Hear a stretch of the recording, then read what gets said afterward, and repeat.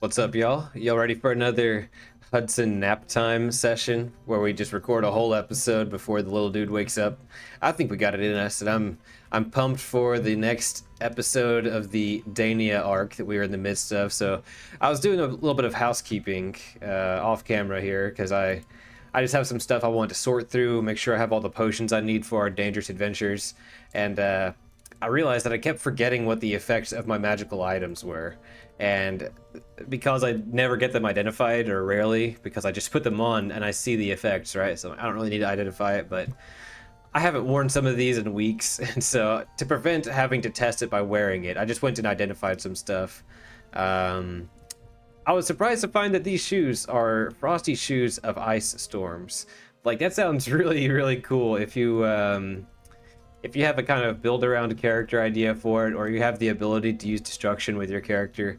It would just be, I think, really funny to wear these little shoes and go around kicking people, and let that be the flavor behind the spell effect that's going along with these shoes. So this is the second item between this and the dagger from a previous episode, where I think it's really, really cool, but not for our character. We're gonna go ahead and try to make a quick buck off of it. Thank you.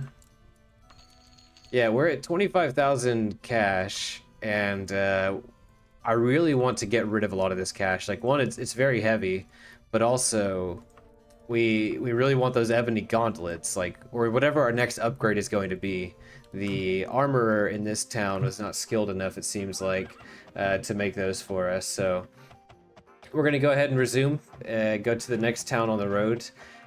So we have a bit of an itinerary in front of us, right? So for the Thieves Guild, we're going from, here we are. We're going from Westry up here to Penpath to get an item that we need to steal and bring it back. That's a 5-day time limit. We also have quests that are taking us to, what is it called? Something about, the Grotto of Baalam. Very eerie sounding dungeon way up north. Meanwhile, we found a map for Castle, what's it called? Kingfield, over yonder, way up in the northeast corner. So those are the places of interest we really want to check out. I think the time limit for the Thieves Guild quest is a little too short for us to go here and then up north and then east and then back. Like, we're just going to make the quick trip to Penpath and come right back, rather than trying to do all this in one go as I normally would, because that's just a pretty quick time limit. So let's go ahead and quick save so that we don't fall out of the map. And I think we'll just cut across the woods here. It should be fine. And we've had such good luck with finding dungeons around us. Like, I don't want to be, set my hopes too high, but that would be really cool to find more dungeons or World of Daggerfall set pieces and things like that. The tricky part is, no, I don't want to spend time on a hunt. Enemies are trying to stop our travel. Okay, well, let's get to it then. I actually don't see... Oh, this is weird. It spawned all around me this instantaneously, it seemed like. It's a friendly group of adventurers. Y'all see these bracelets laying around? Can I just pick those up? Is that y'all's? Like, it's a loot pile. I don't know if I feel good, like, it seems like I'm robbing them, even if the game would not treat me as, like, robbing them right now. Okay. You still have to get past the speechcraft check here, it seems like. Etiquette specifically, I mean. So they're not even going to talk to me to do business with me, but that's okay. Look at this little... Can I climb on it? Yeah, you can climb on it. It kind of caught me off guard, since it just... I guess it spawns on you whenever you roll this encounter. But, yeah, kind of tricky. Okay, carry on then. Yeah, let's go ahead. I really need some sleep, they say. Well, dang. I guess I should not have been going straight across the land in the middle of the daytime. Can we make it to Clarenville here? I guess it's fine to just set up camp. Why wouldn't I? Take a little siesta, I suppose. Yeah, we still have to do some potion shopping as well, because we're a bit short on some stuff. There was not an alchemist in that town. There is not an armorer of sufficient skill for what we need, so... Oh, there are enemies nearby. This is kind of convenient. It's weird that you normally don't want to drive, not drive. You don't want to travel at night, right? Because you don't want to arrive when the city gates are closed. But oh, look at that. A lycanthrope in the night. That's badass. That's so cool. Yeah, you never know. Would this be a sketchy thing to have on a thumbnail? Like, will I get like, is this gory, too gory for a thumbnail? It's hard to say. I think I've had animated blood on a thumbnail before, and it's, nothing went wrong for that. Oh man, I don't have my die out. So, we woke up very groggy in the middle of the night. We were attacked by a lycanthrope, potato. Perhaps I'm still, like, while I used my my reflexes to beat the thing to death, I might still be too groggy to remember to take the potion. We'll see. I'm gonna give myself a 2 in 6 chance this time. Let's do 1 in 6 even. Alright. So Bogard's going to fail to remember to take a potion of cure disease after fighting a monster like that as he normally would. And I wonder, let's just sleep for like 5 more hours. Oh, that might be too long, actually. I think we only needed 2 more hours of sleep. Oh, there's a specter creeping up on us next. Alright. We're going to eat some of this meat that we have with us. We are going to... Do I have something that's not my lantern to use for light? No. Okay. Yeah, but it'll be kind of nice to arrive at our destination where we need to do some thievery in the middle of the night, you know. It seems fitting. I'm hoping we can make it there in time to live that little dream. These friendly groups of adventurers are everywhere. I might need to tweak my my encounter rate downward a bit, but it's usually, you know, it's fun to have the option to have a fight or not, you know. And if we were a more language-based character, it would be fun to, like, every friendly group of adventurer you see is a free person to pacify and to trade with and to potentially recruit, so maybe it's not so bad to come across encounters like that. Oh, look, we're gonna get the jump on these fools. Yeah, okay, this is, speaking of our language skills, this will be a good time to go around just trying to pacify folks? People. Yeah. Hit him with that, be not afraid. Okay, it's not impressed. But, yeah, I feel like my aggro should... I wasn't pulling any aggro there, but I feel like, talking to somebody would alert them to your presence, so gotta go ahead and initiate that. Okay, let's climb on top of this little battlement and get started. This is awesome. I love climbing walls. I didn't mean to travel. Let's get my fist out. Yeah. Okay, and now let's kind of use our... We have the high ground. Oh, look, here's another one. Man, I just love kicking people off building. In a video game, let the, you know, the record show. I like kicking people off buildings in a video game. I guess we gotta...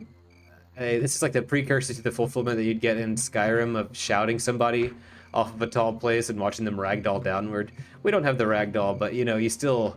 It's so satisfying if you get somebody with just the fall damage, you know? Or even just displacing them in a dungeon to a place where they're not a threat anymore. That's fine, too. I just think it's so cool. Okay, let's get down there and... Whoa. What is this?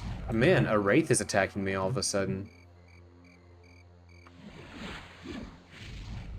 Come on, guys, let's band together and fight the wraith. Okay. Back to the ass kicking. Oh, I got this one. He's pacified, I mean. Okay. It would be really cool if I could set like a marker right here to return to this spot on my way. You know what I mean? Maybe I can figure out a way to sort of do that. Okay, I'm just gonna make a note. Let's see. Daenia. Bandit camp south of Penpath. That should be, you know, that's the best I've got. Putting that down in my Word document there. Okay, so we've pacified that guy. We're gonna see what kind of loot we can get. Hey, this is a pretty good jewelry and such.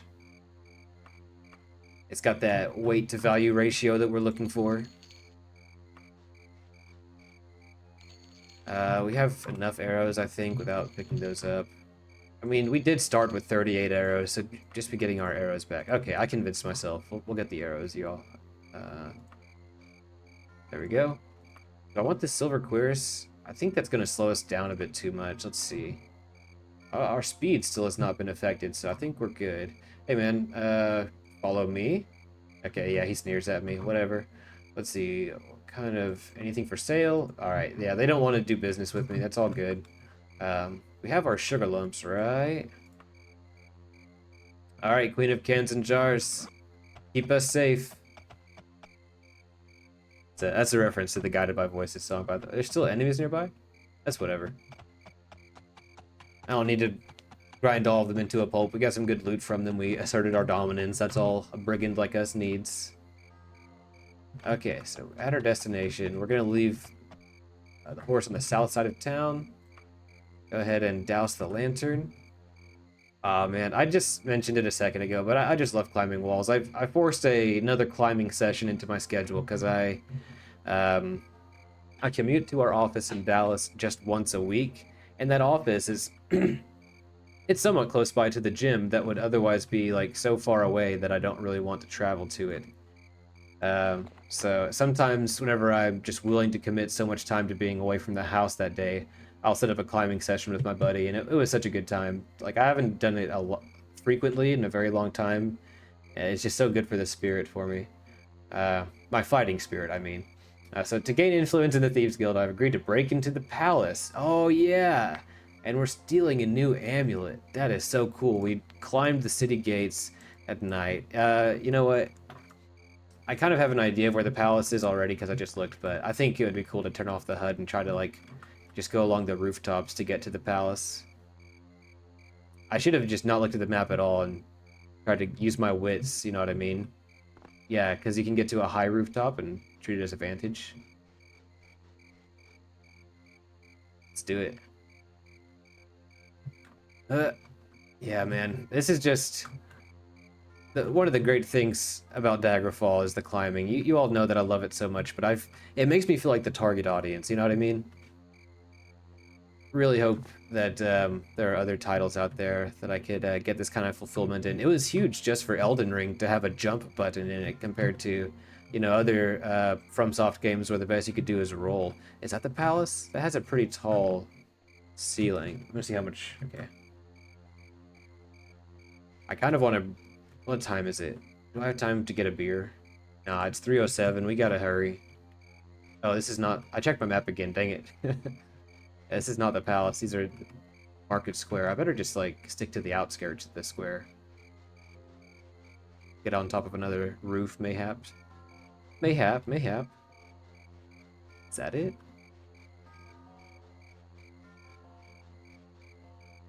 Oh, yeah, here it is. Now, I wonder if we'll have an entrance from up top that we can abuse. I feel like I find one whenever I'm exploring from within. Oh man, it's kind of bright in my room, so it's hard to see. Alright, I wish I had a little candle with me. Sometimes I have a candle in my inventory. It's a little bit better for clandestine activities, but you know what? If the guards want to try to stop me, they can, by all means, try to stop me. These are cute little pigeons. Cute little pigeons, man. That is a really good touch. Oh, here we go. Okay. Out with the lantern. It would, of course, be much safer to do this during the daytime whenever it's unlocked, but, you know...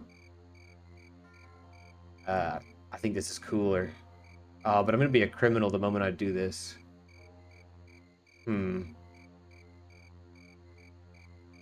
Maybe I should try the front door. But I'm already up here, you know, I just... Okay, let's douse the lantern and look around. We're gonna, again, turn off the HUD. Make this a nice little... This feels a little reminiscent of that Dark Brotherhood quest, like the first official one you go on, I believe, that takes you to Bruma. Yeah, this... Oh, look at it. We got it. This must be the piece. Alright. Is there anything else for us to steal? Okay, I don't want to risk having to roll a die there. But yeah, where you drop that. Would it be weird to spoil it? I mean, you've probably done the quest before if you're watching this episode, or otherwise it's a game that's like 18 years old. You drop the mounted head on that person. There, I said it. Okay, well, we got what we need. It doesn't seem like any alarm bells, metaphorically speaking, are going off, so... Yeah, let's get out of here. Huh. Turn the lantern back off. Alright, that was fun. Drink from our water skin. Gotta keep an eye on that since we're gonna be traveling overland for a bit. You know, it just... Oh, dude, I was just out of curiosity seeing if we'd pass the lockpicking check as we're passing up this, this weapon shop. Because, like, what if they have something cool, like a good bow or valuable gauntlets, that sort of thing. And it worked. The sturdy shelves cobbled together out of scrap lumber hold the shop's wares. The items are sound and functional, but little more than that. So I doubt we'll find something of super high caliber here. You stub your toe on a protruding floorboard. Let's hurry and let's be in sneak mode as we do it. Stealth mode. Okay. Nothing really worth the weight. I mean the weight of the item. 16 arrows. No, thank you. What's our condition of this bow? Silver bow is worn. Do we take a spare longbow just to have one? Because we've broken so many bows already. Even if it's not very valuable, I'll go ahead and pick up a spare. Okay, he called the guards on us. Let's hit the road. And let's go southward. We may very well be ruining our reputation in another region right now, but... I mean, when are we going to be back in Daenia? You know what I mean? This Daenia arc is... We're probably going to see this province just when going up here to Castle Ealon. And that's fine with me. It kind of yeah, that's what makes it so unique. That's why I'm calling these videos the location arc, yada yada. You know, in addition to not having to try to come up with a more clever title, I think that the location itself kind of defines the progression of the story here, and I've always liked that about you know, adventure stories of any kind. Like the Fellowship being in Rivendell, that's a very specific feeling in that part of the story. The Fellowship being in Minas Tirith or whatever, it's another really like significant place for them to be. I think it's really cool, the way that the setting helps to shape the story in some ways. Even though it's a bit generic here, we are just going from one location to the next and picking up quests and things like that. But still, this specific Rob the Palace story arc happened in Daenia and not in Anticlair. So yeah, it's pretty cool. All right, we got the piece we needed. Looking at Anticlair. Let's go back toward... Oh, maybe we can make it to that bandit site and rest there after all.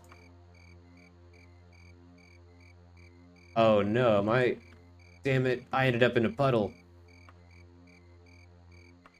Yeah, I'm gonna have to get out of the puddle and just rest immediately. That sucks, but that's what I get for driving with my headlights off, so to speak. Yeah, so yesterday was the famous CrowdStrike outage that made global headlines. Were any of you all affected by that? Isn't it fun witnessing... oh gosh, I'm trying. The game's telling me to go dry off. I'm really trying, bro. Yeah, isn't it fun witnessing a new historic event like every other day? We had an assassination attempt, and then this huge... It seems like a minor fuck-up that some programmer, or a minor blunder that a programmer had with a very, very important company. I didn't know that so many companies use CrowdStrike. Like, you know, in my IT support role, that's the antivirus that we have deployed to like every computer that we manage. Let's rest for about 9 hours. But that's the only time I'd heard of CrowdStrike, and so I woke up and got thrown into the fire drill, so to speak, and kind of Googled it and saw that it was happening all around the country and having cataclysmic effects and things like that. That was, I don't want to say it was funny or something like that, even though I'm kind of chuckling about it even as we speak. I had a little mix-up in my brain that caused me to schedule a training for yesterday, Friday, whenever I was not as prepared as I would like to have been for it. But I was thinking it was Wednesday whenever I sent out the invite for Friday, when in fact it was Thursday. I was just being silly and ridiculous. So in a way, it was advantageous for me because I didn't, you know, I'm gonna make up the. I'm gonna be more confident about the presentation whenever it happens next week. You know what I mean? Looks like we found a different camp around Penpath. Do we stop to fight these guys also? They're gonna make me burn a potion of cure poison. Oh, you know, we didn't get to look for. Yeah, they made us burn a potion of cure poison. Yeah. Okay, we're not gonna stick around there. Yeah, the bad part about robbing that place at night is that we didn't get to look around for any alchemists. We really need potions of cure poison, as we just used the last one. We also could use a handful of other stuff, like resist fire would be good to have.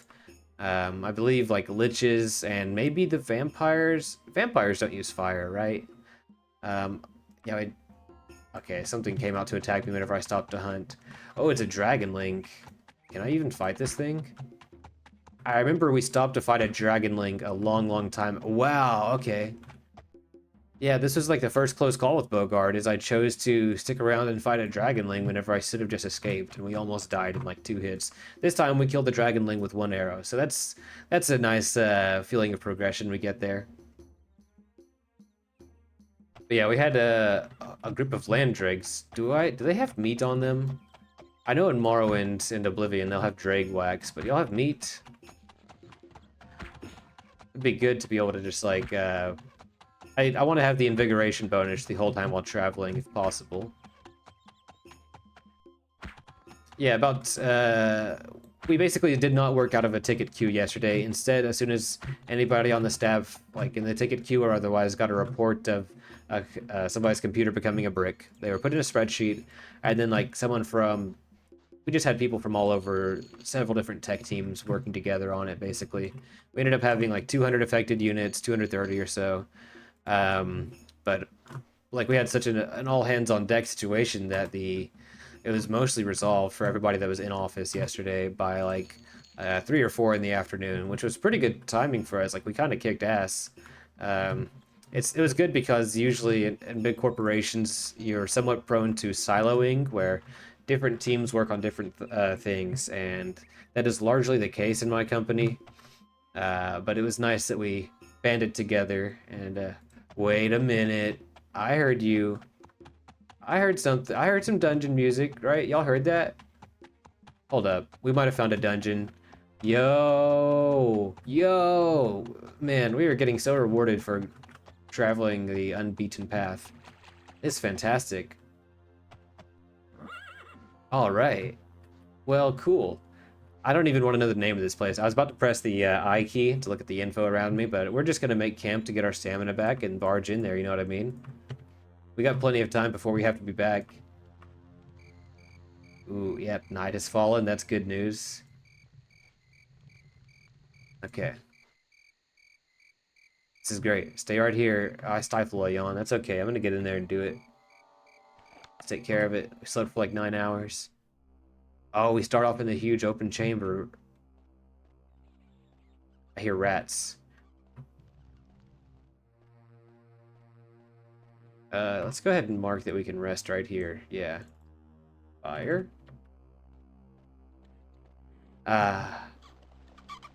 Okay. I heard some strange sound and got a bit scared.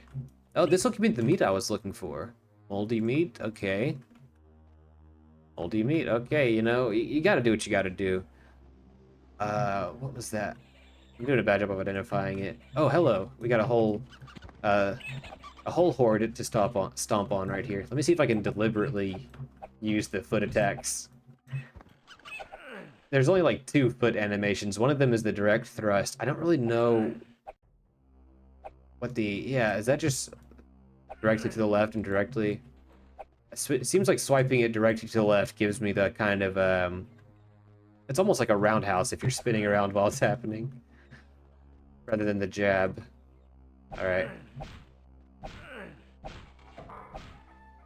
Gotta lock in. Although, do I need to lock in for a dungeon full of rats? Okay, this is just smelly meat. That's better than the moldy meat.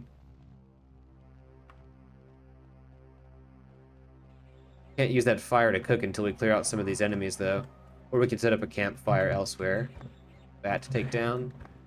Yeah, let's see if they have... This is moldy also. Are you moldy? This is smelly. Okay, I think we get rid of the moldy meat and just cook this smelly meat. Things you gotta do. Like, which rodent meat is preferable down here in our dungeon? Is the depraved choices that we treat as the usual here. Oh, look, another lycanthrope. Okay, well, no need to roll there because they didn't... The werewolf didn't even lay a finger on us. Here we go. Hiya! Alright, dude. I'm so enamored with the idea of being a hand-to-hand character fighting other hand-to-hand like monsters and stuff. It's just, it is so cool. You have the option of using a bow or something like a longsword that'll put some distance between you, but instead you're getting right there within claw's reach. Or like the trolls and ogres in Oblivion. I don't remember I had like the last time I had a character who was successful enough to like go toe-to-toe with them. But it is really satisfying when you do. Just a tip for those that like to make martial arts characters in Oblivion specifically. I guess it works in any game, but I had the most fun in Oblivion with one character who was really fast. He didn't wear any armor, he just used alteration spells, and he had really good restoration magic, and he mostly used longsword, but he would switch to hand sometimes, and you'd use restoration spells to buff your strength, you'd use restoration to buff your speed, and I think even using feather to reduce your carry capacity some will make you faster as well. And then you bob and weave into the melee really fast, or you roam around the land doing backflips off of every boulder you see. That was some peak Oblivion experience for me. Y'all tell me if there's any merit to this idea, okay, y'all? I kind of want to start doing some wacky speedrun attempts of Oblivion. Not the main quest or anything like that. What I want to do is try to start from... Oh, dude, he hit me. Oh, there's a couple of them. I want to start in Anvil, get the Prophet's quest to go on the pilgrimage, and then go to every like altar as fast as I can. And yeah, see if I can, you know, just have a little one-off quirky speedruns like that. Maybe I wouldn't revisit it a lot after doing it, but it still could be fun, right? Oh, there are enemies nearby. I was hoping to get a little rest in. Little snooze in. Okay. Angled ourselves just right that I was far enough away from the enemy that's probably above me in this corner. But yeah, that I'm reminded of that speedrun idea because what I'm describing would be the ideal candidate. Somebody who has no armor on, probably running around in the loincloth or a good outfit. 100 speed, probably 100 strength for max carry capacity. Really good spell casting. Oh, another dynamic of this would be wanting to keep track of where the certain Iliad fountains are on the map that you're passing by on your way to the next altar. That way you'll spend your spells most efficiently and like go and get maybe the altar lets you have more magicka in a meaningful way, you know what I mean? Like, I just think those would be fun. I haven't actually committed to it. Today was actually... I've had more inspiration for other non-Daggerfall videos recently than I usually have been. So today I was really conflicted. I'm like, do I play Daggerfall or do I make another analysis of a setting or of a city by making a character? Because I had a lot of fun doing that for Vivek. I finally got my Oblivion installation and all of its mods working again. And so it's a possibility that I like sit down today and record that, but I just really wanted to play Daggerfall. What can I say? Sometimes you just gotta play video games. I guess because of the style of that other video, I'd still be scratching the itch to play video games since I'm just recording a playthrough and taking the good parts while talking about the setting around me and stuff. But I have to be more on for that kind of video, you know what I mean? If you're like on episode 17 of my Ironman video, like you're one of the real ones, you know, you're not... There's stuff that's targeted at you guys who are willing to watch just gameplay, And then there's stuff that's for a broader audience who would want to just watch a one-off video on my channel and go about their business. So I feel like I have to be a bit more on. And, you know, I don't do the scripted thing. And I'll probably just have some notes about what I want to talk about whenever I go to... Oh! Is this a potion of teleport? Man, that commenter cracked me up. This episode, he liked the... Bogard liked the taste of teleportation potions a lot. I'm butchering it, but that was hilarious. Let's see if I can pick this up. Oh, does not seem to have been a potion of teleport. What was it? I don't know. I thought I had 2, and it went up to 3. Or I thought I had 3, but it stayed 3. Oh well, I don't know. It's not important. Ugh.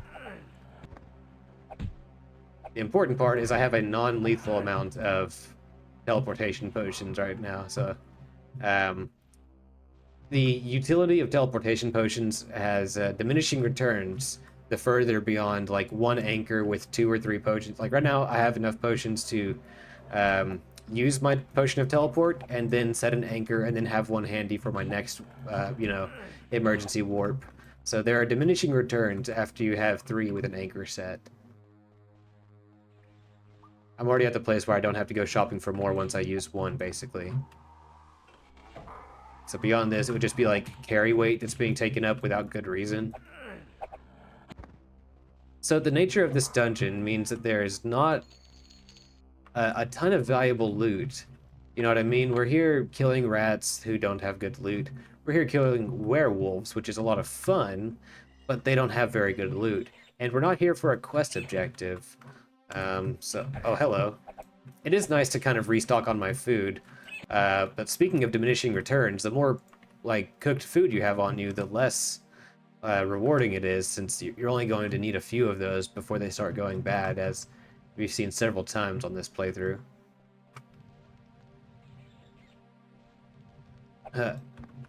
Yeah, while I was doing stuff off camera earlier, like... Oh, I made it back to the central room. Okay, we might just leave. Whenever I was doing stuff off camera, I was just admiring how good the Mages Guild looks. Oh, let's go ahead and cook it if we can. Yes. Rest. Let's rest for about 9 hours. Since I was a little tired earlier. Yeah, I've never made a mage that really gets very far in the Mages Guild, so... you see, my food is getting ripe already. Dude, rude.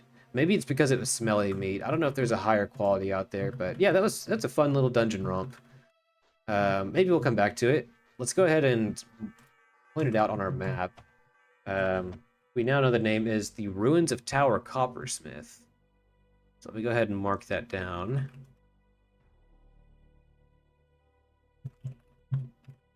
I'll mark that it has rats and werewolves. Yeah, we didn't even find the second dungeon block, but I feel like I've seen enough for now. Not very great rewards from that dungeon, although the reward of stopping by and exploring something new was fantastic. So that's enough for me, and we have something to come back to whenever we are traveling overland, because in that... I should point it out whenever we go back to this dungeon, but that central chamber, on one of the areas that looks like it could be an altar, there's like a chain dangling down. I believe in every dungeon block like that, you interact with the chain and can levitate for a short amount of time. It's kind of the way of the developers including people that can't levitate in the dungeon. I chose not to do it because I think it's a limited resource. Correct me if I'm wrong, chat, but yeah, I think you can only do that a couple of times. It probably refreshes every day or whenever you leave the dungeon or something. But with persistent dungeons on, I guess you never know. Okay, so we're going back to the Thieves Guild here. It's really nice, though. We woke up bright and early. We had a nice, restful night outside of the dungeon, going in to turn in our quest. Oh yeah, I was talking about the Mages Guild. I don't advance very far in the Mages Guild whenever they do have really cool services that you unlock, like teleportation, danger summoning if you're into that. So I think it would be worthwhile to stick around in a Mages Guild. But, oh, look, they'll be hearing from us not long from now. I thought, okay, no level up yet, no advancement just yet. Affiliations, we were at 41, so I think if we wait a while, we've just passed a threshold, but if we wait a while, we should be able to advance in the Thieves Guild. Yeah, lots of cool services in the Mages Guild. My next character that, we voted on previously is likely to be someone who really wants to be in the Mages Guild, so it'll be fun. I think that character will stick to the Dark Brotherhood and the Mages Guild because the playstyle for that is the one that we voted for on the Chaos end of the spectrum, I believe won the vote. I think he has a cool gameplay loop set up, and he'll need some very specific spells to get away with it. Okay, maybe we just continue traveling now. Right. We'll stop by a tavern and get some breakfast. We don't want to take over another Thieves Guild quest necessarily because we need to go on the north end of this region eventually. We don't want to come back south. But aren't we going to be coming back south to return the Fighters Guild quest? It's not important. We have enough objectives as is. Let's go ahead and eat the hare and garlic sauce. There we go. Yeah, I won't get stuck talking about the next character too much because I think that's a kind of dangerous mentality to have when it's very likely that you have one like that whenever you're playing an Elder Scrolls game. Like, I love making characters so much, and we've played Bogard for several months now, and it's not like I'm getting tired of him because this is my ideal playstyle, what you're seeing right here. So I don't think I can get tired of him, but whenever you start thinking of those ideas for your next character and it's easy to get obsessed with the next playthrough instead of enjoying the current playthrough. I thought I was getting here in the morning. Turns out it's like the sun setting, so that's inaccurate. Okay, I think we should go to Penpath again. We'll go there by daylight this time, but we want to look for alchemists before going into another dungeon. We want to see if we can... Is this the same? Oh, this is just a fortress in the night. We're not going to stop by here. I don't want to get hit by any poison, basically. Yeah, so as I was saying, we want to find some alchemists, and we want to hopefully order our next upgrade of for our gauntlets while we're here in this region.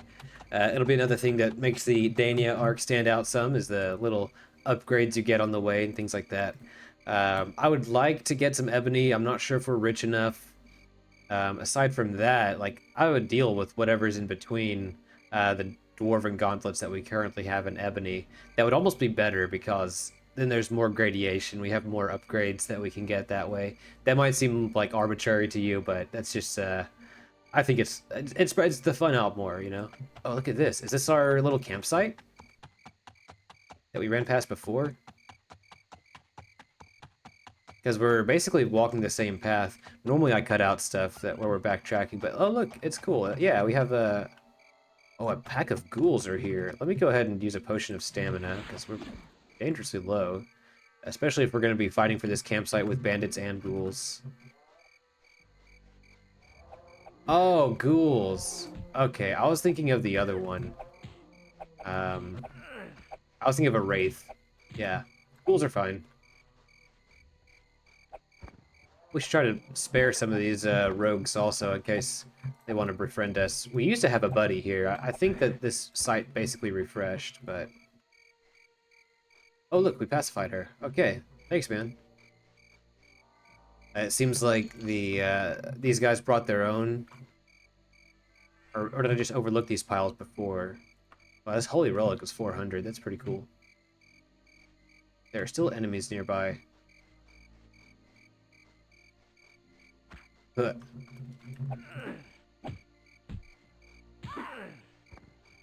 Yeah, oh, here we go. So, the workday with the whole CrowdStrike outage was honestly not as bad as I was expecting. But it's interesting how this company, I did not know how widespread it was. It's the situation caused an almost Y2K style of frenzy. And I feel very bad for all the inconveniences and the outages caused, and everybody's work day sucked, everybody's travel day sucked, and I get that, but I thought it was still kind of interesting to see that kind of you know, hysteria caused again.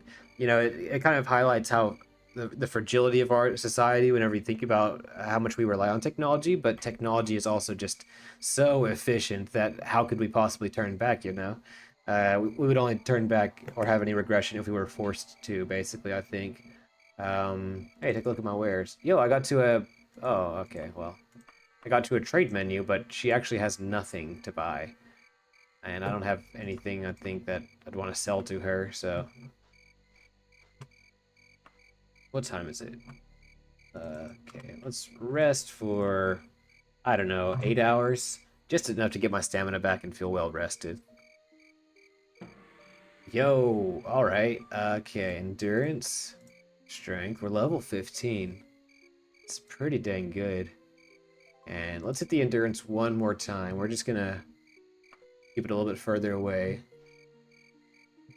Some enemies are jumping up. Oh, hello. Hello. Okay, it's a weak ghost. Kind of making me jumpy there, buddy.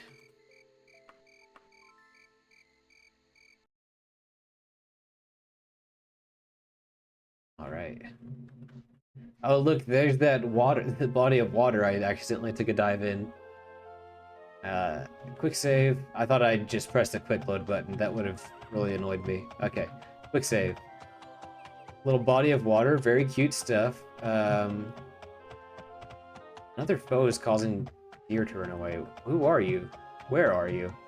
Yeah, it's nice finding bodies of water out here. Look at this. We found a griffin. A griffin, awesome. By the way, the portrayal of griffins in Dungeon Meshi or Delicious in Dungeon, that's some fantastic stuff right there. They're so suitably terrifying in that show. Whereas whenever I think about them in other media, like if I were to have a Dungeons and Dragons character that just rolls up on a griffin, maybe I haven't actually fought one in an old school game where lethality mattered. But they had never really seemed that intimidating to me before. They seemed kind of generic or low level. But seeing the one from Dungeon Meshi was like, wow, really terrifying stuff. It was awesome. Okay, these are some kind of chumps that we're running into, but I actually don't want to slow down to fight them because I don't want to use more of my precious cure poisons effects. Yeah, I think I accidentally walked away from my Penpath earlier. Let's go ahead and head that way. All right. So we are returning to Penpath by daylight. We're going to see what kind of shops we can find. Hail, citizen. Let's see. Okay, no alchemists, unfortunately. That's a big bummer, but let's talk about these armorers. Let's see, where's Theodval's general protection? It's going to be the north. Mark it on the map, please. How do I get to this one? She doesn't know that one. All right. Man, no alchemists. But we found out in the last episode that potions of purification cure poison as well, it seems like. For some reason, I thought that was not the case, and I was like, man, I really wish that these cured poison as well. So maybe I've been mistaken about them, or maybe there's a patch to one of the mods I used that addressed it. Oh well, yeah, let's stay focused. Find, oh, Penpath Weapons is on my map now. That's funny, because that's the place we robbed. Maybe I shouldn't show my face there. They always return to the scene of the crime, as they say, right? Okay. Let's get some gauntlets, please. Yeah, can you order some... Okay, Elven. I do want an upgrade, but that sounds like... Elven stuff is just so averse to my taste as a gamer, or as a person, I guess, so... We're just gonna avoid that for now. Yeah, we're being weighed down a bit because of all the heavy stuff we're carrying. Including all that coin. You could be getting some of this coin if you could make some better gauntlets for me, but hey, whatever. Yeah, I want an upgrade, but I don't know if I want an upgrade to an Elven. Like, I'm not even sure if that is an upgrade now that I think about it, but yeah, it's not what I'm here for. There's that palace. Good times. Yeah, do we go? I don't know if we go. Like, I'd rather just avoid showing my face at the place I robbed if I can. Hey man, do you know where this other armorer is? That'd be great. Damn it, dude. Come on, help a guy out. Okay. We are in business. Oh, we passed by a weapon shop on the way to the armor shop. That's good, right? Is that what happened? No, this is just where I was going. Oh, you know, I should have at least looked at the shelf in the other place, but I'd really rather get it custom made for some reason. Okay, Dwarven and Mithril. Mithril should be an upgrade, right? I honestly, like, I don't remember off the top of my head what the classifications are. Okay, yeah, so Mithril is one step above Dwarven, so this would be a suitable upgrade for us. It's actually perfect because from here, we should go Mithril into Adamantium, or Mithril and jump toward Ebony if we can afford it, and that's like our only option. So let's go ahead and get Gauntlets, Plate, Mithril. That's a lot cheaper than I expected, 4,300. Well, that's because I was looking at the price of Ebony Gauntlets before, obviously, yeah. So let's go ahead and, okay, 3 days from now, we'll have this ready. I wonder, would it be cool to craft a bow as well, since we... Yeah, it would be nice to have kind of a custom bow made, since we use those like as an option, and they're always getting broken, so instead of carrying around 2 mediocre damaged bows, maybe I should like put in the effort and the finances to get one made for us. But this guy only makes Elven. Man, am I gonna have to use an Elven bow if I go to this guy? I'm already using an Elven bow. No, this is a silver bow. I mean, if elves do anything right, it's, you know... I'm showing my face at the scene of the crime. Doing some Legolas stuff. Whatever. It's not like anybody witnessed me, they just heard me, right? Okay. Missile weapons. I can get a crossbow? Elven, damn you. Quarter weapons. It's honestly not going to be super expensive. Prejudice against this elves in general aside, let's go ahead and get an elven longbow set up. And back in 4 days. Okay, we got some stuff to pick up. That'll be fun. Get a couple upgrades next time we come through town. Alright, let's eat some food and then hit the trail, right? Oatmeal with berries, alright. I want to point out, again, just how much I love the menu options that come with climates and calories. It's one of the best.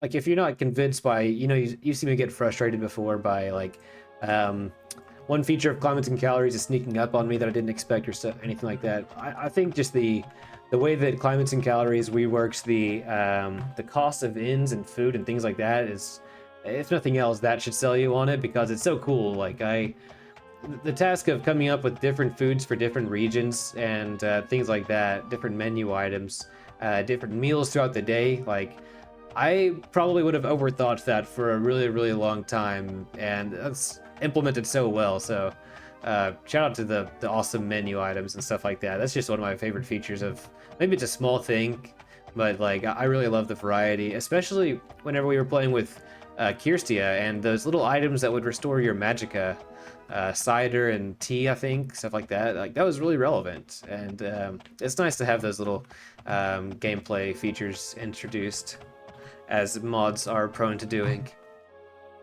Okay, so next we are going up here to the grotto, right? I should just search for it.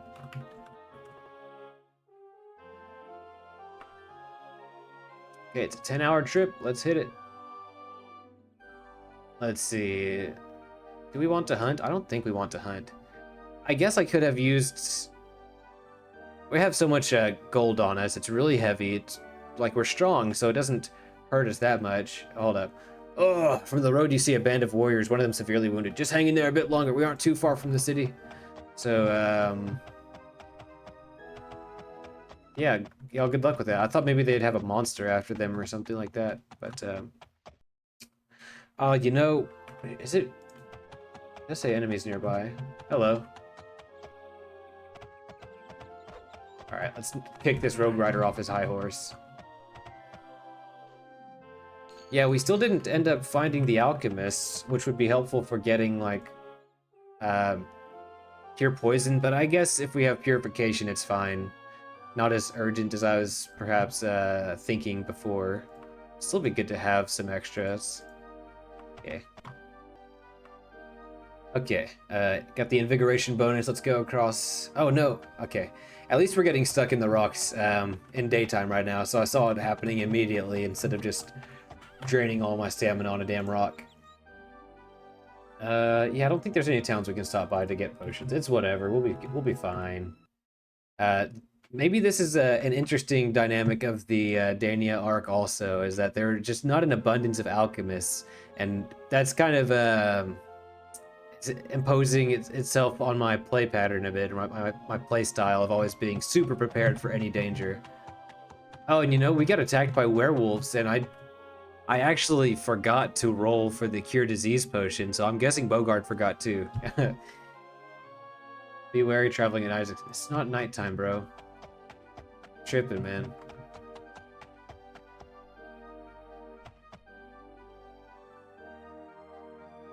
Yeah, good job, Daenia. You're making me step out of my comfort zone a bit. A bunch of Spriggans. But honestly, we still have a pretty good abundance of potions that we should be safe because of all that preparation.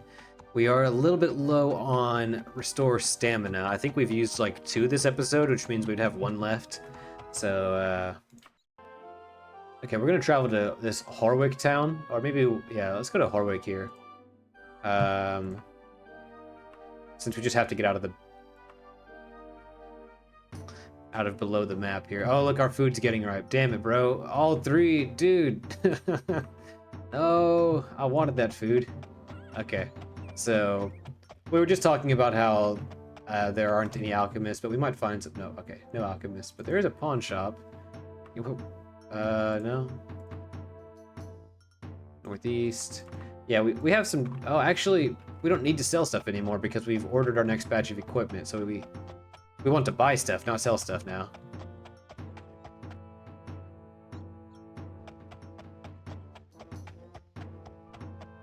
Yeah, I guess I'd gone too long without falling through the map there. Whenever I have some more pocket change, I think just getting some upgraded RAM is just a reasonable thing for me to do. I also need new climbing shoes, and those are both pretty expensive purchases though, so we'll see what I come up with. Okay, this would be a good time to stock up on food at like a general store as well. About to be in a dungeon for a while. It'd be good to have the invigoration bonus for traveling. Yeah, I don't think this would have any food though. Yeah, I guess we have so much money on us that we can start getting training again. So I was holding off on that a bit so that I'd have enough for some huge expensive purchases, which did not become relevant, so. Let's get some oil. Get about 7 of those. Orange, a fish. Oh, a candle. We wanted a candle before. Let's just keep one in our inventory. We get on arrows. We have more than enough.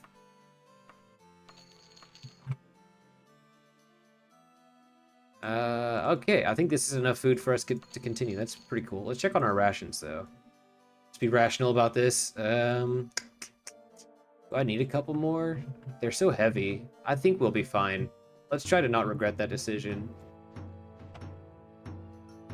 Trying to make myself more comfortable with not having everything that I need. Like a super abundance of rations. And like, we do have pretty good carry weight, but we have so much gold on us and like a huge amount of potions also. Like, I should just use a potion of levitation just for fun once in a while, because those are supposed to be kind of an emergency supply, not something to have a ton of. Alright, Grotto. Coming at you.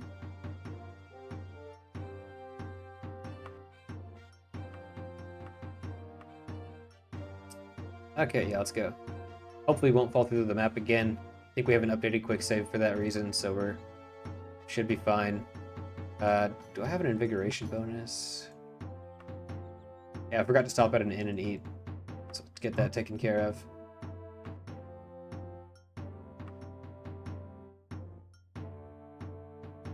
Yeah, so this morning, I was awoken by my son who wanted to go play, and I was pretty tired, so I was trying to keep him at bay for a while, and like we were just reading books in bed and stuff like that.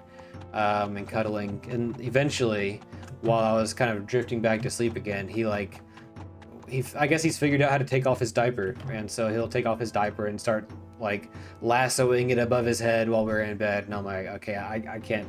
I guess this is our cue to get out of bed. And it occurred to me while I was hanging out with him this morning how cool it is to have like messes everywhere. Hold on, let me hopefully remember that thought. This highwayman's trying to get at us. Do we fool him? I don't think so. But I also really don't mind. Just don't poison me, please.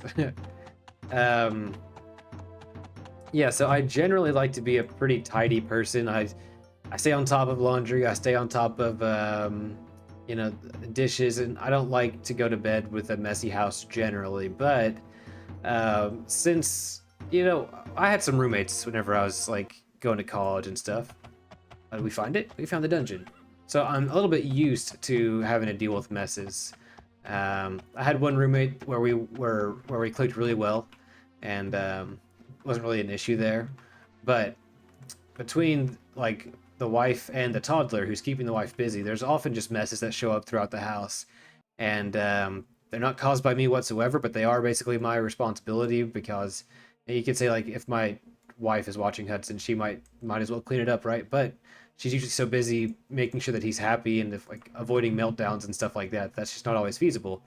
And the beautiful thing about messes is they are really just like signs of life.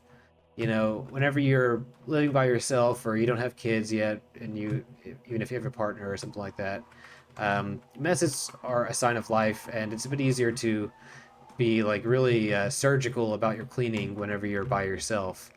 In a way, having messes around you all the time, the way of trying your patience, because like what you want in that moment is control over that environment, right? But you don't have total control unless you really want to dedicate your whole day cleaning up nonstop. So you just let it go, you know?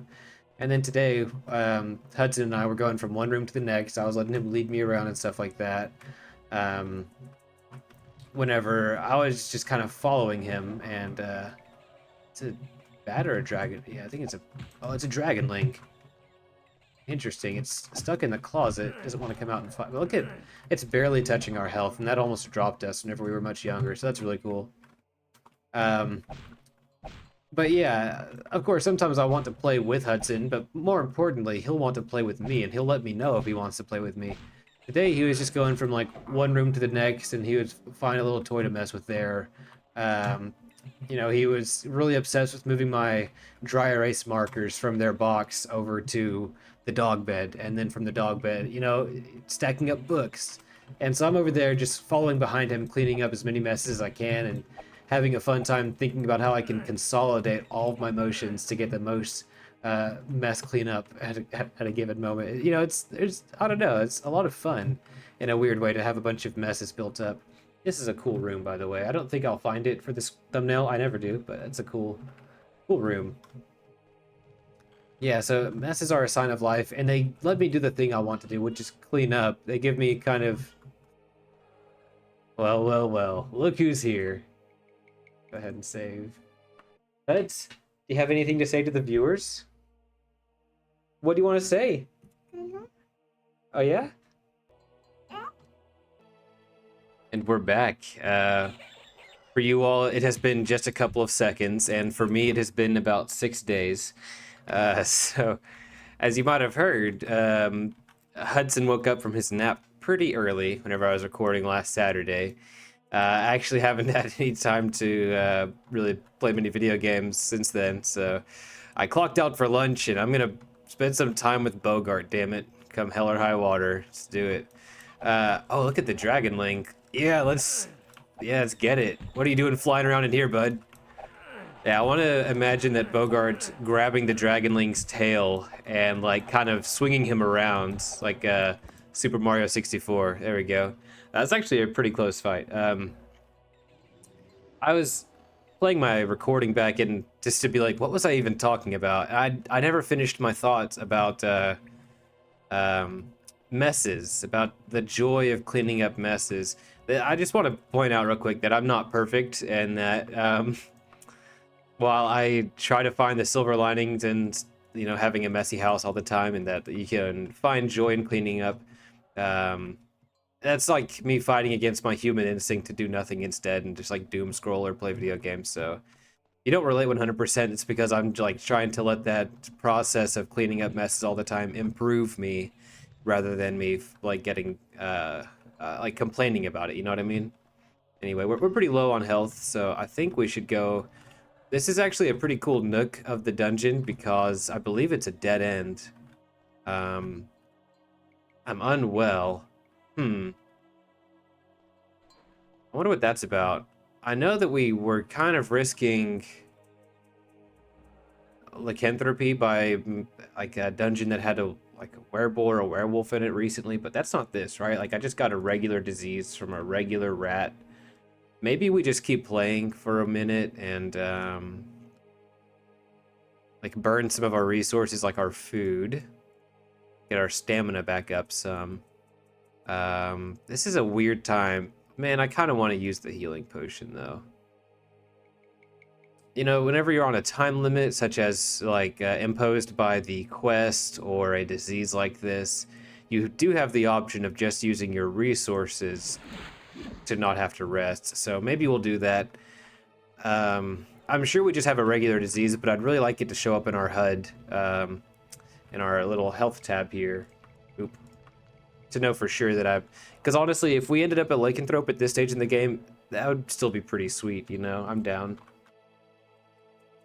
Yeah, let's keep exploring up here. Oh, I gotta stop sprinting though, so that the invigoration bonus can actually give me some stamina. Did we actually not find... Okay, there's a potion of stamina. I'm not ready to burn it yet. But I was gonna be pretty distressed if we didn't have a potion of stamina.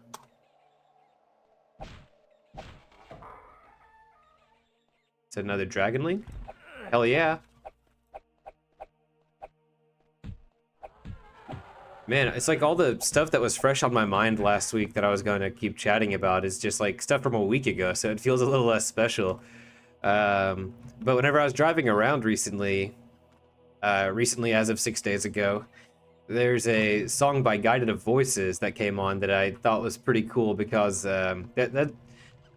Guided by Voices is the band whose like songs we're always naming my horse after, right? So I had finished listening to an album and it started playing just like, you know, Spotify algorithm songs related to that Guided by Voices album, and one of the songs was called the official Ironman rally song. Can you believe it? It's like there's actually a song about Ironman that is by that band. I'm pretty sure he's not talking about video games, but the song talks about like how we will survive and stuff like that. It's like, wow, this is so fitting for Bogard. But there's another song called My Valuable Hunting Knife that also stood out to me because it's just so cute. It's a guy talking about how he's going to start a new life with his valuable hunting knife, and I'm like, you know, this is that's a character concept right there also. You know, I've just got Daggerfall and Guided by Voices on the brain throughout the day, it seems. Yeah, surely enough time has not passed for us to see that. I don't know. We'll probably just take a potion of cure poison, cure disease to err on the side of safety there, but it's like I would really rather not. I mean, if we're diseased with lycanthropy, I don't want to cure it, you know, but I don't know. Maybe Bogard would feel differently. It's really hard to say, but we're not totally out of our stamina yet. I don't know if it's worth burning a potion. Ooh, okay, I just noticed a little... I thought I saw my health and stamina get docked downward, but maybe it was the opposite, because we do regenerate health as just part of our class advantage, and I think we're still invigorated from food, which would mean our fatigue comes up steadily. Yeah, I don't know. We're probably fine.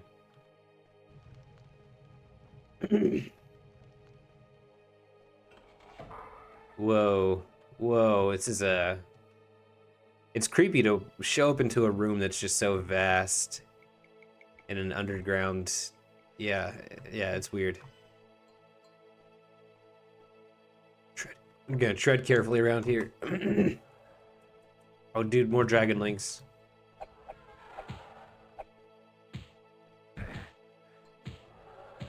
Pushing it, we're pushing it. You know what? I think I think I'm tripping.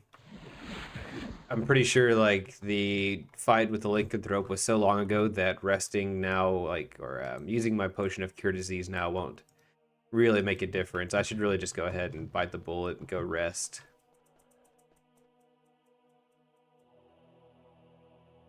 Yeah, I'm getting turned around. The difficult part about like stopping and having to like halt your session mid dungeon is all the work that my brain was doing to remember what was there. Like it's you know, kind of a thing of the past. But if this is going to be our checkpoint up here, it's kind of a far checkpoint, so I don't know. I thought I'd have reached it by now. I don't know if it's a really worthwhile checkpoint to have, but here we go. Okay, so I rested, went back to a campfire and just rested, made it back to this huge cavernous chamber. Oh, look, this is that eerie feeling of just the void out in front of you, but this is pretty cool. There's a platform down there. Do we go for the dinos, you guys? The dino? Like, try to jump across and grab on? Oh, there's a door. Oh, okay, okay. Oh, it's a platform. Dude, I'm, this dungeon's throwing curveballs at me. Damn, this thing's packing a punch.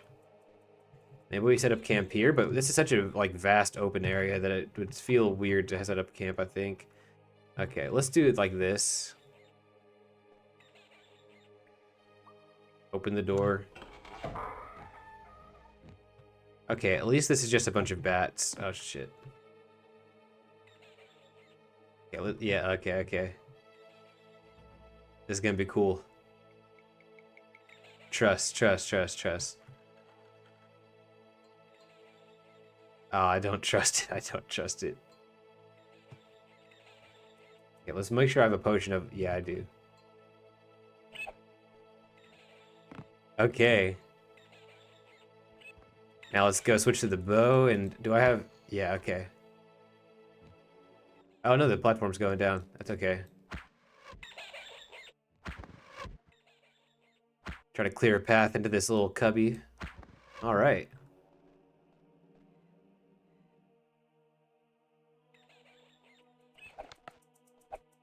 Okay, so that stuff I was saying before about how we couldn't rest because we were in such a wide open spot, I take it back. We found a cool little room that we can set up shop in. Let's go ahead and mark this as our checkpoint, because going all the way back to that area before, it's not going to cut it. Okay, this is just one of those rooms that really rewards... obviously you could levitate, but I think it's so much fun to climb around in these chambers. Especially because levitating is so slow, whereas once you're done climbing, you just keep, you know, going at it. You know, I kind of want to... Okay, okay, never mind. Tripping, I'm tripping. Ooh, yeah, I did not mean to fall right there, but thankfully we are a skilled enough climber that we can catch ourselves mid-fall.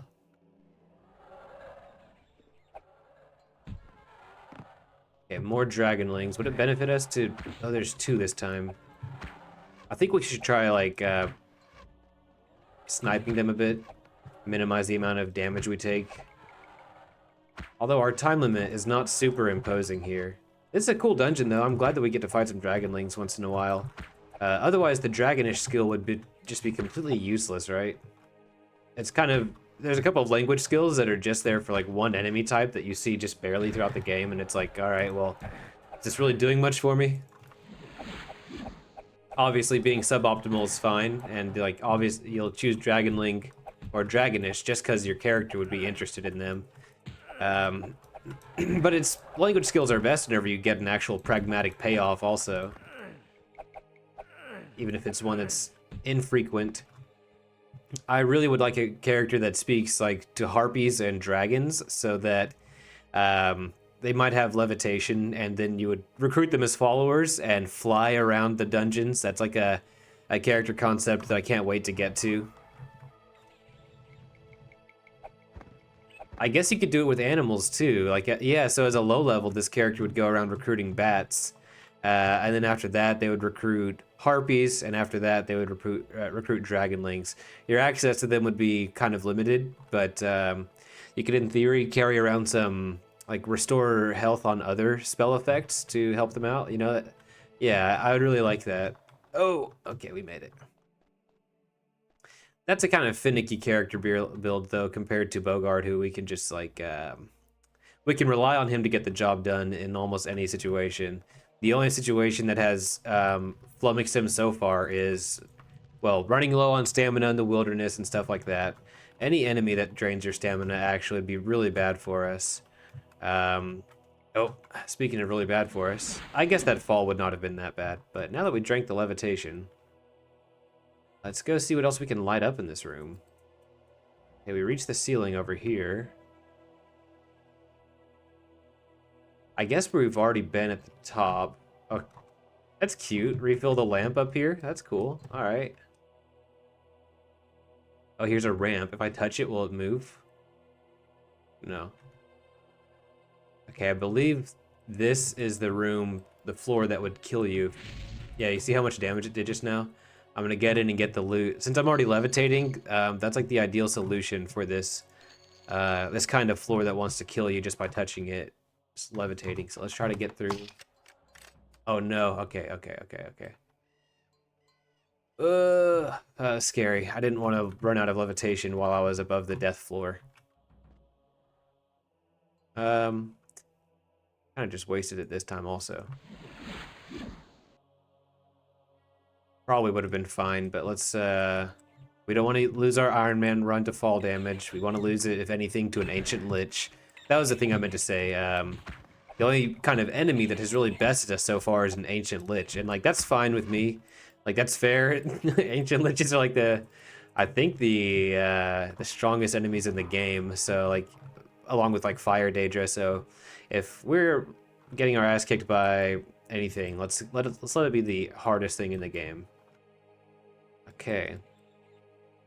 So I'm not hearing any saber-tooth sounds, so we probably don't need to stick around in this part of the dungeon much longer. Are there any connecting cells? Yeah, I haven't checked out down here yet. Or am I hearing the saber-tooth? It sounded kind of like a slaughterfish that I'm hearing in the distance, and if I recall correctly, slaughterfish and saber-tooths have like the same sound bite basically. Yeah, that could be it actually.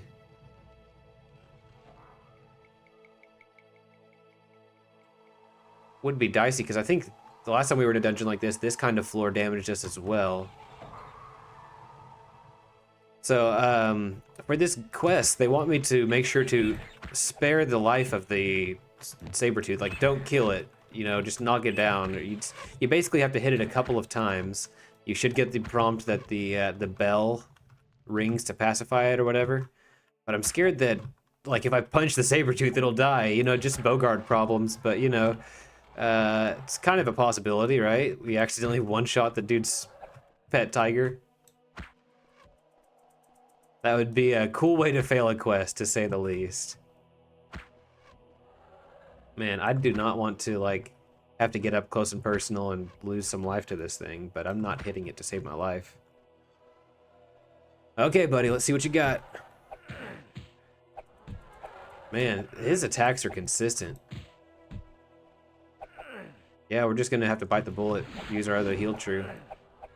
We could have technically used our bandages also. I don't like the thought of that though.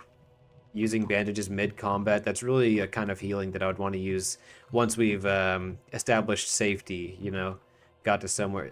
Sometimes if it's like dire straits and I have no other option, you might see me retreating from combat entirely and healing on the go. But I think that's like a desperation, active fleeing sort of thing, not I'm fleeing while fighting him or kiting situation. Maybe what I was hearing was the dragonling and not a saber-tooth. Looks like we've made it to a... There it is again. Yeah, we've made it to a new dungeon block, it sounds like, or it looks like. Okay, yeah, that sound is 100% the dragonling.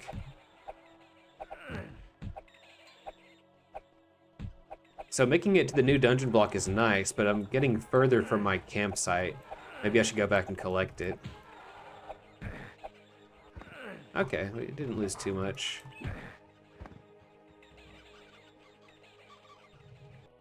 Okay, just get our invigoration bonus back. Yeah, so I guess last time I was recording, I was talking about that CrowdStrike situation and how it knocked a bunch of our computers out of commission and stuff like that. It really caused a huge backlog of tickets as we were only focusing on users who were affected by like CrowdStrike outages and or other severely urgent things. So whenever we have a huge backlog like that, I don't know, in a way I'm almost grateful for it the same way I am like grateful for a mess, because and on the one hand, if you don't have a backlog and you can just respond to a user immediately, that's great. You'll probably figure it out for them and all that. But if we have a backlog and people are having to wait like 24 hours to get a response from us, they'll often have figured it out because like, I don't know, if they're waiting for assistance from you, then they're more likely to be like, what can I do in the meantime to actually fix the problem? Or the problem fixes itself. That's, you know, it's pretty sweet. You get the same satisfaction also from cleaning out a backlog after like a week's work or a few days of, you know, grinding. You get the same satisfaction as you would after like cleaning up your house for a while, rather than, you know, if you don't have a backlog and you're taking some tickets here and there, you're liable to become a little bit sedentary and selfish with your time, especially when you're working remotely as I am. So stuff like that keeps you on your toes. It gives you a deep sense of satisfaction once you see it through. And yeah, it's a good timing for a Friday, I should say. It finally caught up.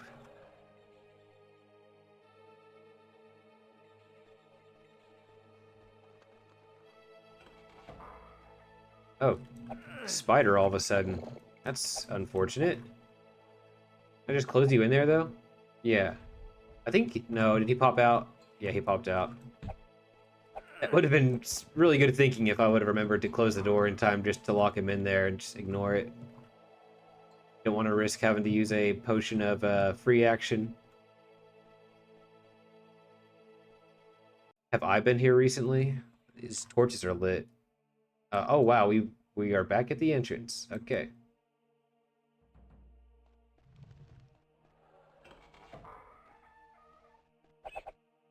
Man, there are just so many bats to swat out of the sky over here. Ow.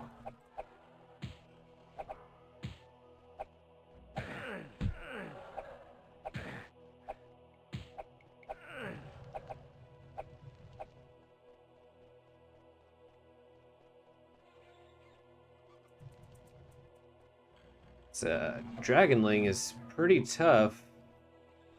Let me light this.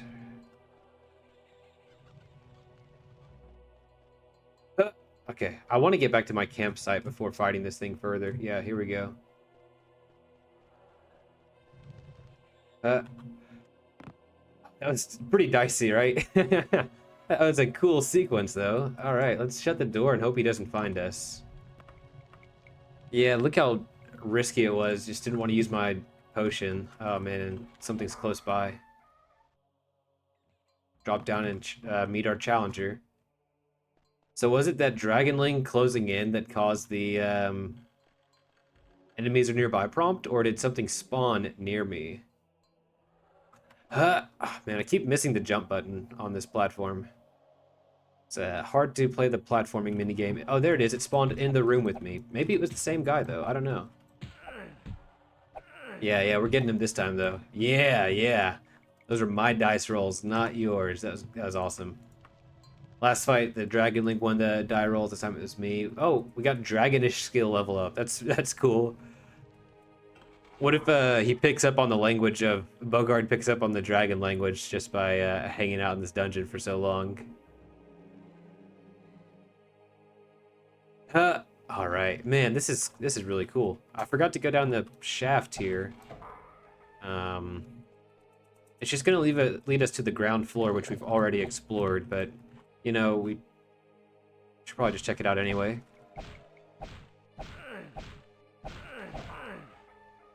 Yeah, we were here previously. Can still hear a dragonling somewhere around here screaming. I thought I eradicated them. Alright. Oh, look. Cool. Another campfire. I really like this little... I feel like this was not part of the dungeon initially, but... Do I have any mods that would have touched a dungeon block? I don't know. It feels like a part of a mod for some reason. Maybe I'm just not... Like, I haven't seen this one in particular that often or something like that. It's probably the more likely case, considering that we found a whole new section, or a Privateer's Hold-esque dungeon block yesterday that I'd never seen before in my decades of playing. I should say years of playing, because, like, while I've known about Daggerfall for decades, I haven't played it consistently for decades. Especially whenever I was just playing Daggerfall DOS, like, whenever I was out of high school, stuff like that, before Unity was a thing. Kind of hard to be as dedicated to it back then, although I know a lot of people still prefer playing on DOS, and there's a lot of merit to it.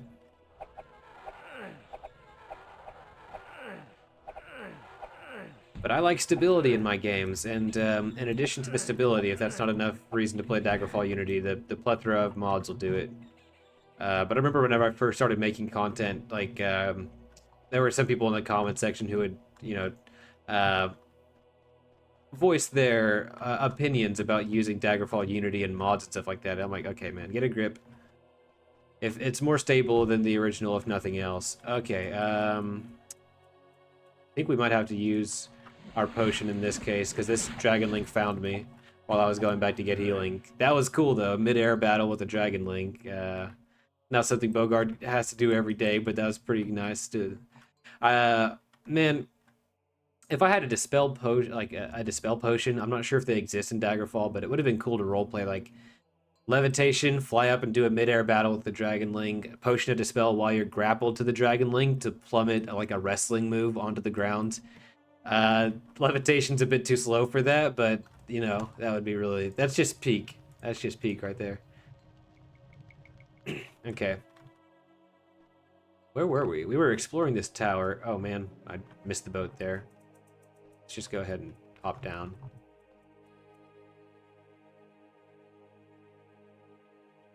I guess I could have just gone used the stairs instead of climbing around like this. Here's a lantern that we can light, though, or a torch, rather. I've actually been pretty obsessed with climbing recently. I've talked before about how I'm too far away from my climbing gym to go climbing, but on my in-office days, I've really been abusing like the proximity that I have to my my climbing gym whenever I've commuted. It's like I'm already here. I might as well hit up one and see if we can get on a wall or something like that. And it is just like I feel like a kid again. I'm like, oh, this is so fun. I'd climb a wall and I'd be like, oh, this is so much fun. I'd do another one. I'm like, oh, this is so much fun. You know, I got calluses on my fingers, on my palms, and I have really sore shoulders again. So it feels good to be back. It's kind of a temporary thing, but yeah, it feels good. Let's see where we need to go next. Let's go back down here if we're trying to get back to that tower. Climb up. Up further, yeah.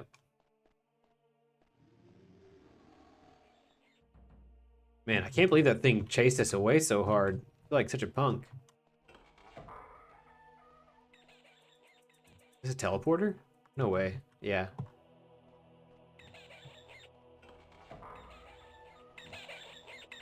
Alright, look at these hordes.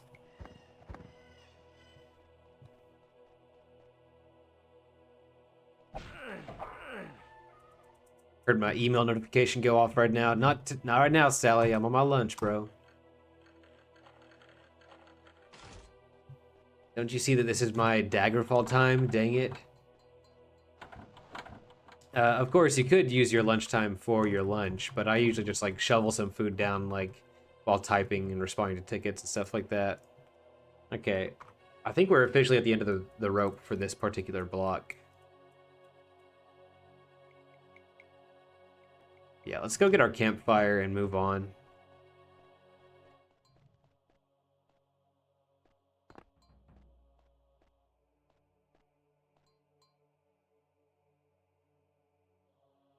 Dead ahead. Huh? Huh? Oh yeah, I did it. Yeah, that was awesome. Let's do it again. See if we can skip across once the platform comes back up. Or maybe we just hop down to the platform. Because that should bring it up. Bogard's such a simpleton. He's like, come on, platform, make work. I am also that simpleton who doesn't really understand how the platform's working. Looks like there's a door that I missed over here to my left. I thought I was checking for it, honestly. Nope, okay, well I just blatantly overlooked it. Not that it led anywhere, but I guess it could. Nope, it's a dragonling. Wonder if I close the door if it'll shut the dragonling up in there. Ah! I came here to fight a saber-tooth, not all these dragons, man.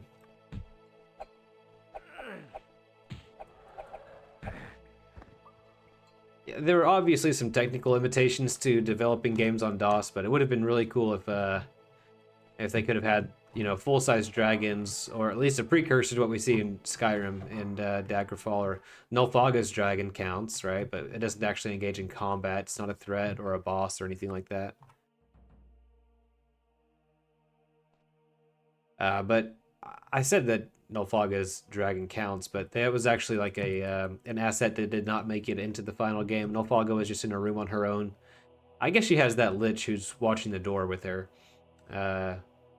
Yeah, but the beautiful faces of the Iliac Bay mod will restore that asset that has Nulfaga's dragon. I mean, you probably already know that. We've met it with this playthrough. Oh, we can explore to the top of this tower as well, but it's just... Okay, yeah, sometimes they connect to specific rooms, but it does not seem to be what's happening here. Okay, we finally made it back to the network of corridors that are near the entrance to the dungeon. Thought we had a bone to pick with a dragonling around here, but it must have chased me pretty far to the that more open chamber. Oh, this is a cute room. Of course, it's a dragonling right there. Is it worth setting it free? Well, let's explore a bit further, then we'll come back and... Yeah, so we have two corridors. Yeah, two little elevators to explore downward with. Let's go ahead and set those up, and then we'll return to it after fighting this dragonling. Because, like, I could leave the dragonling alone. It's probably just a hallway, but I'm honestly just not... Yeah, okay, hold up. What if I just close the door? Close the door. Yep, okay. Take that. If only its fire breath could, like, burn down doors. Good thing we're playing Daggerfall, or that's not really an option for it. Pretty convenient for us.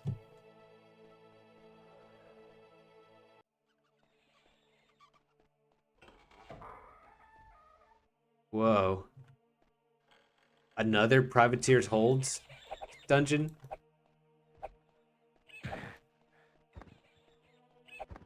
It's actually pretty cool having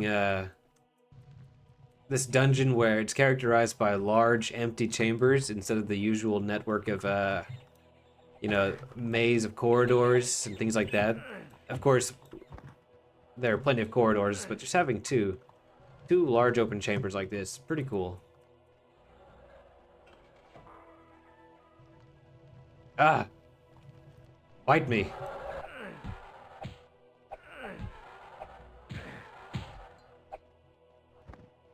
I wonder if this is the same... I don't think it is, that had the platforms that would jut out. At least, maybe we haven't found the right lever for it.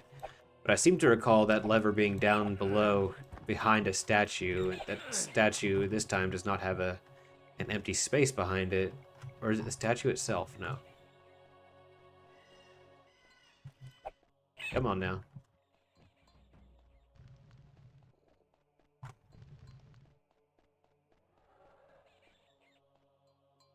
Okay. I really can't distinguish a dragonling from a saber-tooth based on sound, and that's kind of an inconvenience. So this is a good rest area, but it's the rest area next to the person that is unalive. It's pretty gross. I don't know if I'm up for it. I don't even really need a rest right now. My goodness. These are So many bats. This would be kind of fun time to jump off and drop kick it, but no, we don't fly. I've already used enough potions of levitation.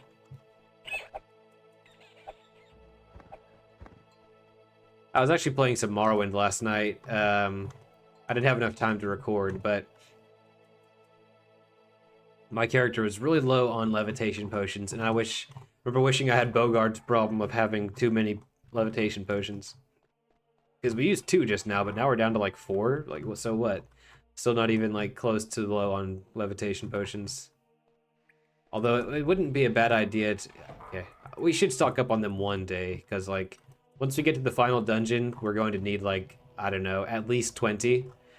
And that's if I'm using a guide and making sure that I'm going in the right spots. 20 is like a buffer in case I mess up. I think Ralzar or someone like that knows the exact amount you need, but that's not me. I don't trust myself to not mess up. Like, I'm just gonna carry way more potions that I need to make it foolproof. Sometimes the quest target is in this area. No?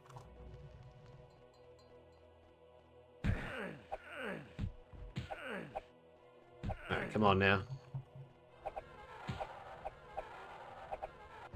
Oh, look, there's a... opening right here. This is kind of strange. I don't want to go traverse up just yet. Maybe we should go back and heal. Yeah, we're gonna go back to our rest area now that we found another new spot to explore. Again, not a very ideal rest area, but a bed is a bed. That's what I said. Yeah, let's go ahead and... Yeah, sorry, we've been reading some Dr. Seuss to Hudson, so it's like the unnecessary rhymes that just come to the mind. Happens all the time. Okay, we ate some rations. Let's eat some food also, because it's going to go moldy otherwise. And we can start picking up some food to cook as well.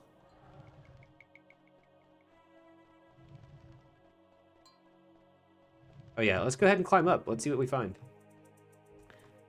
You know, I can't resist the urge to explore vertically whenever it asks me to. Oh, sure thing, man.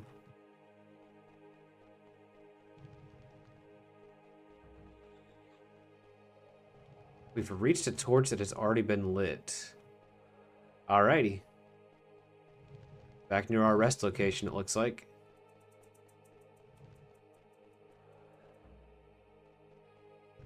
There's a little tapestry on the wall. I'm sure that's not really indicative of anything in this dungeon, but interesting. Alright, that's some moldy raw meat, unfortunately. We're not gonna mess with that right now.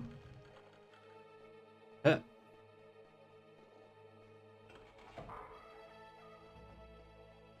I heard another spider. Here he goes. Alright, some fresh raw meat. Very good, very good. This is a... okay. At a glance, I wasn't sure if I was looking at a... Okay, I thought it was a map. It's a recipe. This little pile of bones looks somewhat like a campfire for a second. That'd be pretty metal, camping on the pile of bones. Alright, drop back down. Oh, look, we picked it. Let's see what we get. We got some golds, dwarven mail solarettes, boots, 16 arrows, just in time. I was down to 3. That was really serendipitous. This hunk of gold, I guess I should carry it around. It doesn't actually seem that valuable. It's like 20 gold. Silver Brigandine helmet. I don't think that's really worth lugging around, but that was cool. I'm really glad whenever I get to pick through a lock. Man, this Sabretooth is elusive. I'm surprised all the dragons didn't eat it.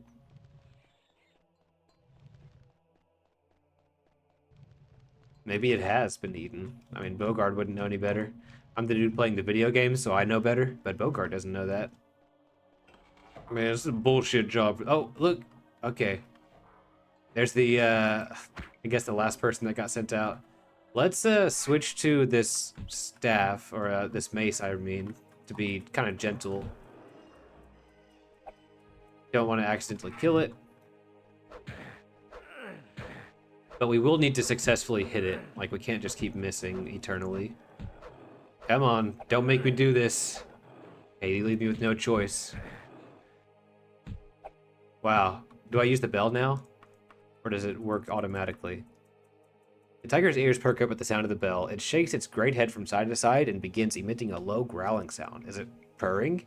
That tiger pads over and rubs against your legs, nearly knocking you over. The tiger is now following you. Okay, well, I'm glad that I checked and tried to interact with it instead of just fighting. Let's cook this raw meat. It actually killed a couple of bats in here. It's free meat. We invested it in a skillet last time, so it's not taking quite so long to cook. What is this? A letter of credit on this person's corpse for 12,500. What the hell? I'll take it, man. That's contributing to our next upgrade, even as our current upgrade is like in the shop, so to speak. Okay, there are enemies nearby whenever I rest on this side of the fire. But we are playing a video game, so I'm just going to go ahead and rest on this side. Little wheel for us to interact with. What does that do?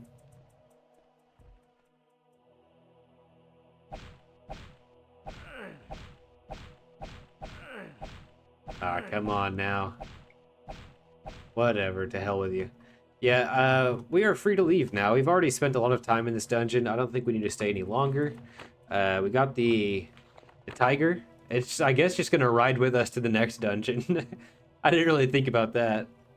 Maybe we don't need to go to the next dungeon. We can just go back to Penpath. I was planning on consolidating a bit, but we're going to want to go to the northeast side of, or at least to the north. Like, that's just our destination anyway. So we'll just go straight back to Penpath and do it that way instead of bringing this tiger around with us for longer. Alright, just like that, we are home free. Yeah, let's just take a look at our area here. Daenia. Yeah, so the last dungeon we want to check out is Castle Kingfield over. You know, it's really not that far from us. But, you see, the idea of traveling around with a tiger, it seems like it would cause a bit of distress to Bogard, so I think the best thing is just to go back to Penpath. I'm actually not going to do overland travel this time because I'm just I only have a couple minutes left on my lunch break. Oh, yeah, the Fighters Guild is actually in Westries, not Penpath. But anyway, be warned that today is Jester's Day in the city of Westry, and pranks are being set up from one end of the town to the other. It is as if a spell has been cast over the community, for even the most taciturn and dignified councilman might attempt to play a joke on his duchess. The Thieves Guild finds particular attention as everyone looks for pickpockets in particular. Alright. So they'll be on the lookout for me, it seems. No, I'm here on Fighters Guild business, so... So in the effort of making playing solo RPGs and stuff like that a bit more enjoyable, I've been wondering what to do for this. It'd be nice to have a DM screen so that I don't have to do anything digitally. Oh yeah, we have to pick up our armor. But anyway, I found like these cardboard boxes pile up in my house a lot, and one of these came from a subscription service that we have that delivers like diapers and wipes to us and stuff like that. So I broke one of these down and chopped it up and made a little DM screen out of cardboard. So I started throwing reference material from the Mythic Game Master emulator and Basic Fantasy RPG on it. I was wondering, like, where do I go to pick up my armor, but that's going to be in Penpath. So being away from the game for so long kind of made it a bit worse to making me a bit worse about consolidating all my travel and errands and stuff like that, but it's not a big deal.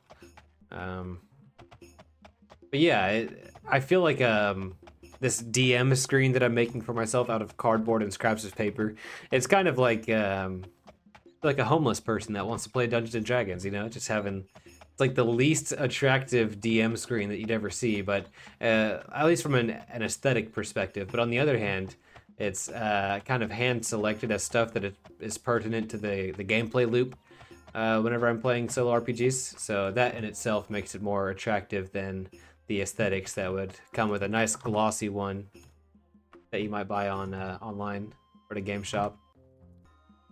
Man, I went all the way across town to turn in the quest at the Fighters Guild. It turns out that we are supposed to be delivering the tiger, so to speak, to this guy's residence, which it makes perfect sense, but didn't see that in my little notes there. That's not the right person. The quest log. All right, this. Oh, this guy looks like royalty waiting for his pet tiger in this like peasant's house.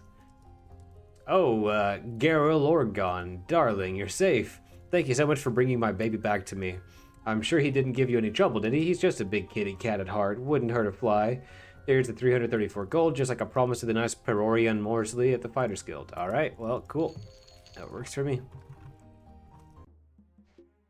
Okay, so that quest is done, right? Okay, let's go ahead and let's head over to Penpath, and we will pick up our armor and continue on our way.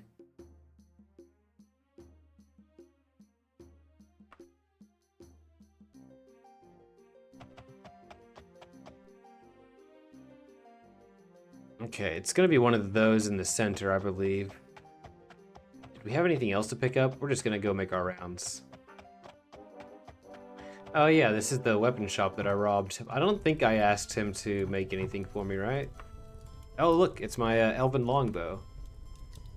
Okay, yeah, fair enough. Hey, while I'm here, do you want to buy some of this stuff I found? Yep. Alright, thanks bro. Okay, but our new gauntlets, our dearly bought, highly sought gauntlets are gonna be over here, right? Yeah. Okay, moment of truth.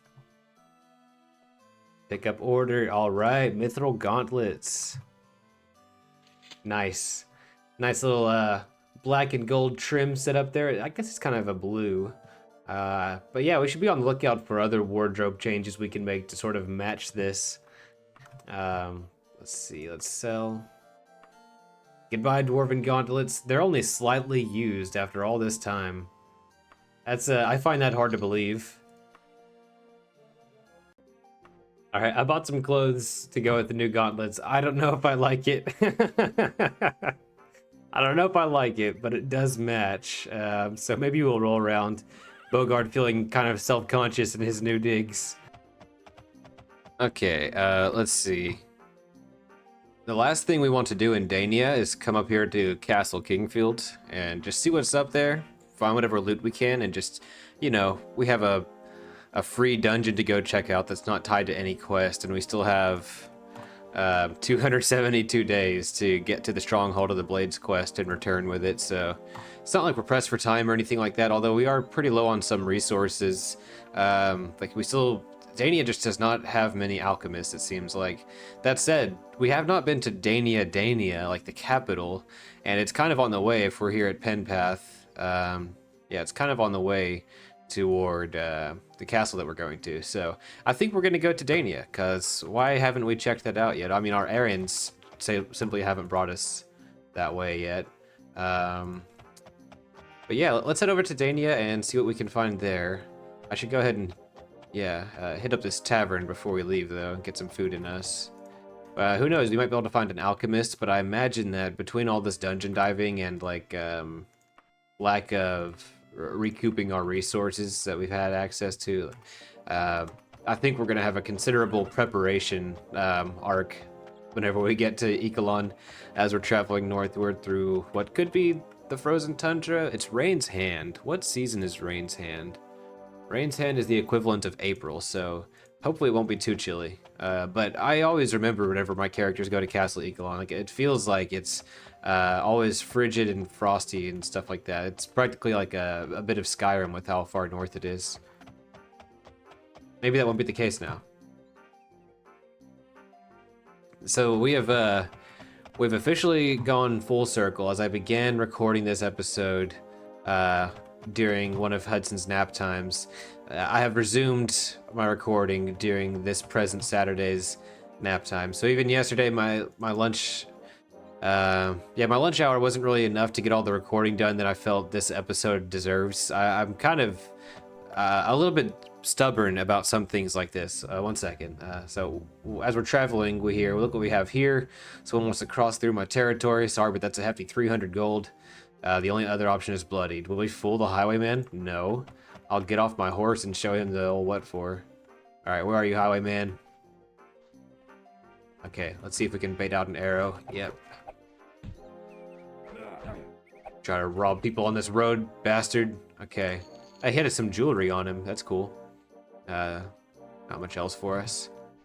Yeah, we've come full circle. I was talking about how I was a bit stubborn about things like this. It just, even though I'd recorded a lot yesterday, it was mostly like dungeon diving that'll get the mundane parts of which will be snipped out, I'm sure.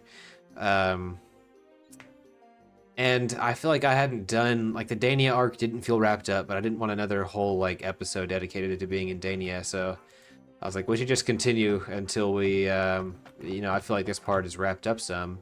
And this is kind of how I end up whenever I'm writing. That's just like something that happens a lot with my chapters. My chapters will tend to run a bit long, and then it's not really done until every part that I've outlined has been, like, satisfied. And that's something that I learned to do whenever like, the first book that I wrote, again, this is just unpublished stuff that I write for myself, basically. But the first one I did not outline very well, and it was, yeah, it was hard to know when to stop for each chapter and things like this. And so for the more recent stuff that I've written, I'll have a very thorough outline about what needs to be accomplished in each chapter, like what the reader needs to know at the end of it and stuff like that. And they end up being kind of hefty, like often up anywhere between like 10 and 15, 10 or 25 is like a high number, maybe closer to 18 or 20 is a reasonable range. Just like on my double-spaced Word document, or maybe it's 1.5 spacing. Anyway, point is they feel kind of lengthy, but I like them at the same time. Like, I wouldn't have it any other way because of how each chapter has its own arc to it. And once I started feeling that arc as I was writing, I became so much more like attuned to what each section of the chapter should be doing. And yeah, the finished product is really rewarding whenever you have that structure to stick to, and whenever you can feel you know, the different tempos, like the different beats of each chapter. Yeah, it's very satisfying. And that's like a preference whenever I'm playing video games also.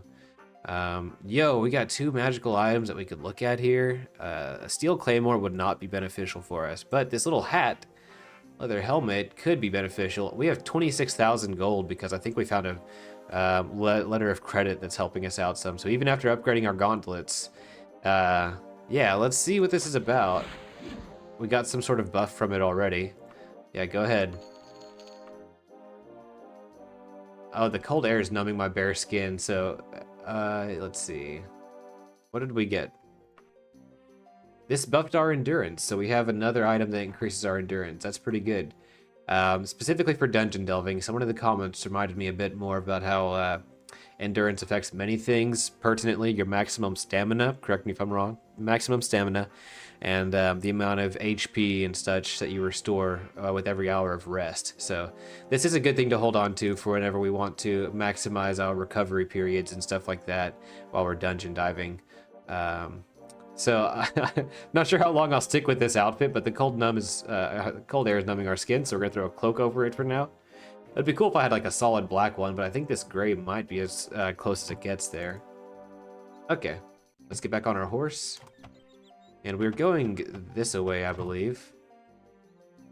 Yeah, I didn't feel like the Daenia arc was over. I want some to check out this last dungeon. So even if I end up finding a lot of stuff I want to keep, let's just make this episode 3 hours long if it has to be. Who cares?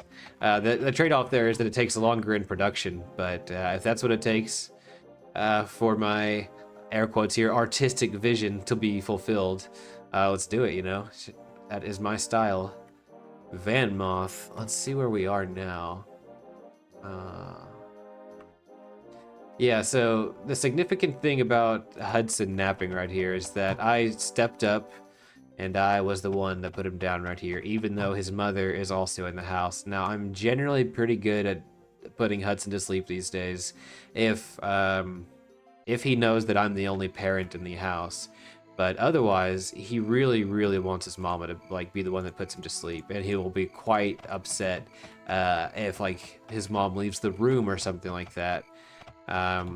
Whenever he's trying to go to sleep, it's gonna be a bad time. There have been a lot of bad moments. I shouldn't say bad moments, but there have been a lot of like very, very long mornings where my wife wakes up to leave for work at 4:30 a.m. and Hudson in our room wakes up and is like, yo, I'm not having this. Get back here right now. And he'll scream for like a couple of hours. I don't actually know how long it takes because it's like a purgatorial level of like stillness and sameness in those moments. It's gonna dismount, fight this werewolf. It would be so scary if it went for your horse here. Like, because I bet in Oblivion, this would start, like the horse would try to fight it, and then it's like terrifying. Anyway, yeah, so long mornings, they seem interminable, and I've found that it'll be a lot easier if I distract him in those moments. Now, normally I'm not a proponent for this with Hudson, but like one excruciating morning, I pulled out my phone and we put on Bluey, and he got distracted. You know, everybody loves Bluey, parents love Bluey, children love Bluey. It's like a show for like the whole family, and that's part of the charm of it. Anyway, he was out like a light after screaming his head off because his mother was not in the room. And instead of doing that repeatedly, I've learned that in moments where I need to put him to sleep, we're just going to have a book out. And so he associates quiet time with Dada with reading a book and nodding off. And I'm honored to fulfill that role because it is freaking precious, man. Like, the dude is so cute. And yeah, I'm not usually one for nap time. Yeah, I'm bad at napping personally, but this makes it a bit more appealing, especially because I'm often tired from that morning or that night, you know. We made it to capital Daenia, by the way. Just climbed the walls instead of making camp outside. Looks like there's a center of town that we'll make our way toward. Oh, you know, we are at the like the latter half of our Daenia arc, and so I could do what I did previously and go for a little robbery, but I think that we should do that after hitting our last dungeon. And it would be good, even though the Daenia arc is characterized by a lack of resources, or replenishment rather, it would be good to find an alchemist, like, just on a realistic level. We don't want to turn that down. Also worth noting that I got whacked by a werewolf a couple of times. I guess I should roll my die. I just thought of it. But yeah, if my wife's at work, she doesn't come back till like 8 or 9 p.m. till after Hudson needs to be asleep. And so, in that moment, he's pretty fine with me being around. In fact, I think he kind of likes it. Okay, odds are I forget to take the potion.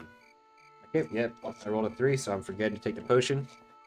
He's just exhausted and wants a bed and maybe some ale. Let's see.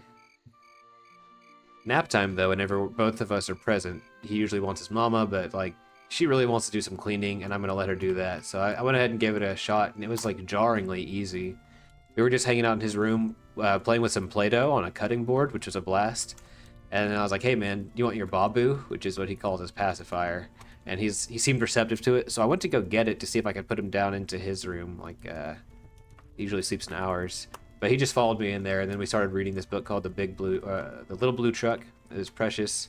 And yeah, it was really, really easy. That was really, you know, kind of made my day there. How nobody had a bad time during nap time there. He went to it willingly and just like, all right, let's do it. Now we'll see if we can wrap up this Daenia arc, or, you know, how much time will Hudson give us right now. We'll see. He's been sleeping really well lately. Knock on wood. But he's actually very interested in reading, and I know that, like, the board books that he reads now, I found an alchemist, that's sweet, by the way. The board books that he reads now is different from, like, you know, the kind of reading that we would do as adults. But I still think it's kind of impressive how much he likes to read. Like, just throughout the day, he'll bring me a book and be like, all right, man, let's jam this one out real quick, bro. And I'm like, okay, I can't turn that down. So, it almost makes me want to reinforce the habit of reading in my life a bit more thoroughly. I'll read like a chapter of a book, maybe, if I've been, you know, diligent that day. I'll read one chapter before bed, and that's about it. But I really, you know, I think fondly of the days whenever I would really, really read a lot. Let's pick up some oil here. This Dostoevsky book has been really, really good, by the way. The Brothers Karamazov, it's like, there is a little bit of work that Dostoevsky has to do as a Russian author, of just like telling you about the different families who are going to be involved in the story for like the first handful of chapters. Like that's what you do whenever you read Russian literature, in case you don't know. But the books are big and intimidating, but they are honestly, they're not that scary once you accept the fact that, you know, you're going to be in it for the long haul. I used to try to read pretty quickly, but I'm a little bit opposed to that now. Like, I'd rather just take as long as it takes. Let's see, got 2 alchemists that we've gone to so far. So I'm just doing like 1 chapter a night, but every time I walk away from that chapter, it's like I'm very, very moved in one direction or another, whether it's like moved to like sympathy with one of the characters or moved by some of the ideas that they're talking about, and I'm like actually needing to chew on it for a long time. It's a good whenever a book can do that to you, you know. Let's see, I think I'm good on all of these potions, but it's good to find some more that we needed here. And I've heard that this book in particular it represents a lot of beliefs that are discussed in Orthodox Christianity, because like that, Russia is a large home of Orthodox Christianity even to this day, and that's no different for Dostoevsky. And so let's see, I got a few useful potions out of this town, so that's pretty cool. But I think this is just going to be a pit stop on our way to the dungeon. Cool. Queen of Cans and Jars trots up to me. But I saw that being evident in one of those early chapters whenever everybody's going to a monastery to talk about their family drama in front of the elder there, as with hopes that this like holy elder will be either like some sort of mediator for the family, or even they just like try to be on their best behavior, because they're all fighting over the inheritance of their father, who like that's ultimately what it comes down to. Talk about women also, but I won't touch on that. It's a family quarrel with a father who has 3 sons from different women, none of whom he cared to parent. They all got taken care of by some member of the community or like extended family and stuff like that. So like, I guess they hope that if they talk about this in front of the elder, like they'll be on their best behavior, be kind of a mediating presence. Getting some training in lockpicking, by the way, because I found a little Thieves Guild, so that's cool. Yeah, and some of the ideas, like there's a chapter where the elder steps away and talks to these women and people that come up to get his blessing and things like that, and hearing their stories was very moving emotionally. But then he goes back into the brothers Karamazov, including their father, I guess, who are while they're waiting for one of the brothers to arrive, the elder walks in on a conversation about politics, and they're discussing the role of church and state, and I thought that was in a way that I thought was really cool, because I guess in Russia, it's typical for socialism and Christianity to be seen as opposite ends of the spectrum. And the way Dostoevsky put it was that socialists in general are trying to recreate something like the Tower of Babel, where instead of allowing the kingdom of God to come to Earth, you are building some sort of like, you're using industry, technology, architecture, and things like this to try to make your own heaven, your own utopia. Something I didn't know about Dostoevsky is that he was actually sentenced to death for being in what seems to me a socialist society like what he's describing here. The introduction called it a utopian society, but didn't give me any more information. And I'm pretty sure that this craving of knowing what the heck happened, what was his group doing, is going to lead me to reading a biography one day. But that's besides the point. Yeah, the point is he got on the firing squad, like was about to be sentenced to death, and then was spared along with the rest of his people.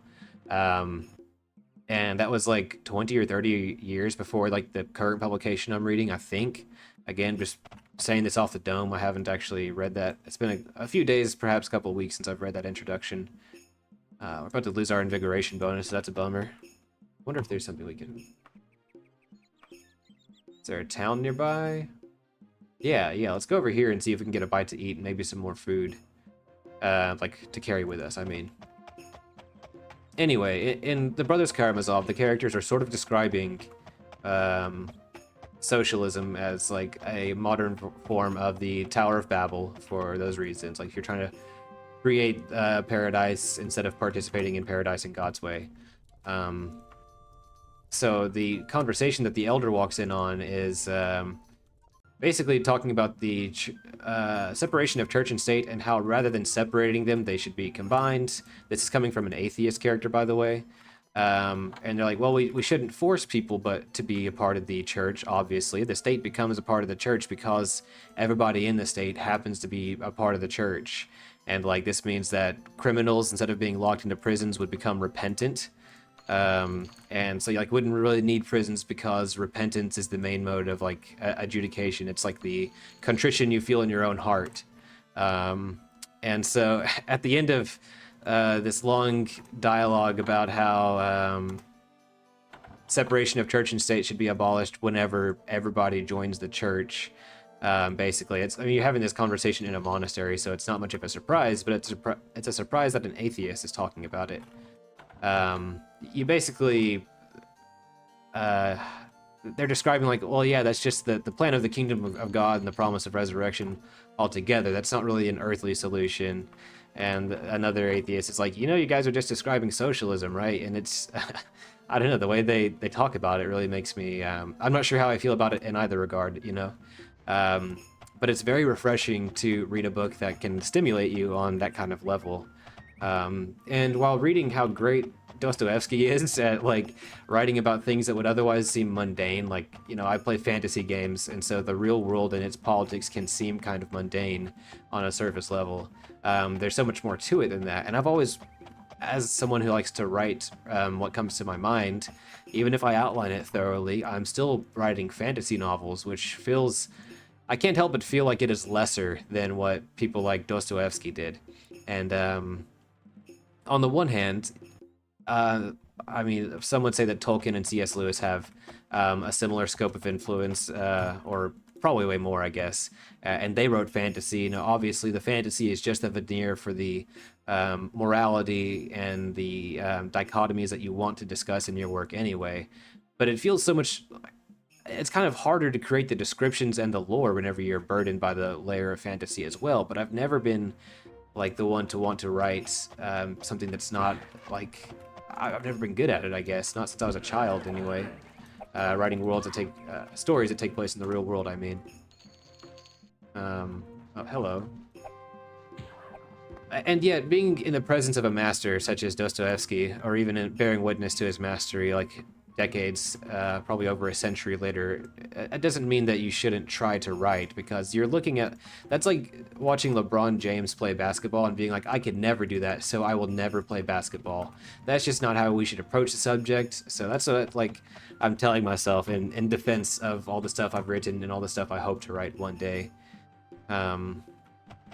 Stomach is rumbling again. Good thing I just cooked some of that wolf that we killed.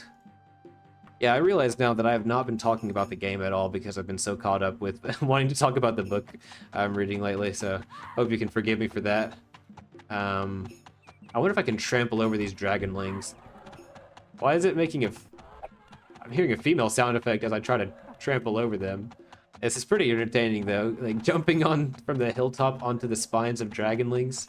We just we just killed like 10 flocks of dragonlings in our previous dungeon. I don't think I want to slow down my progress to fight these.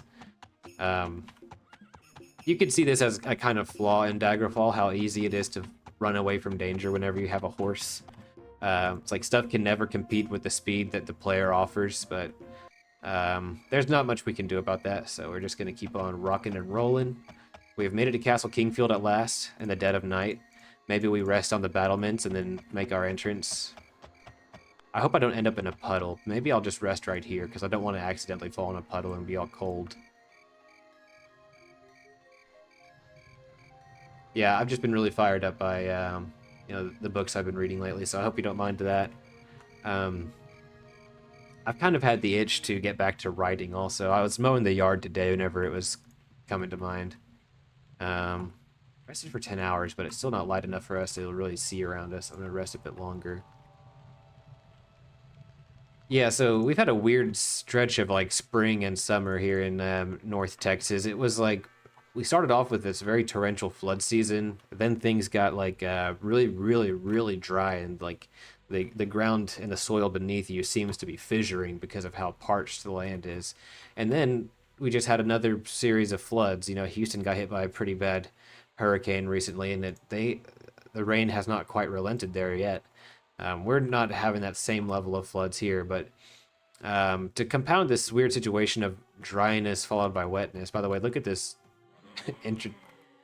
Whoa. Okay. Oh, hold up. So this first room is just a tiny, like 3 foot by 3 foot room, a locked door, and an ancient vampire on the other side. And this is the only path we can take to take on this dungeon. Like, are y'all about that? Man, that sounds pretty risky. How many resist shock do I have? I think we bought them recently, so they'll be at the bottom of our list, right?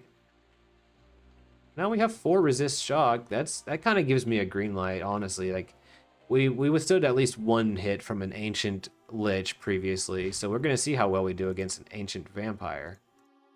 Okay, it found the way to open the door. I didn't have to pick it. That's good. Resist shock and punch.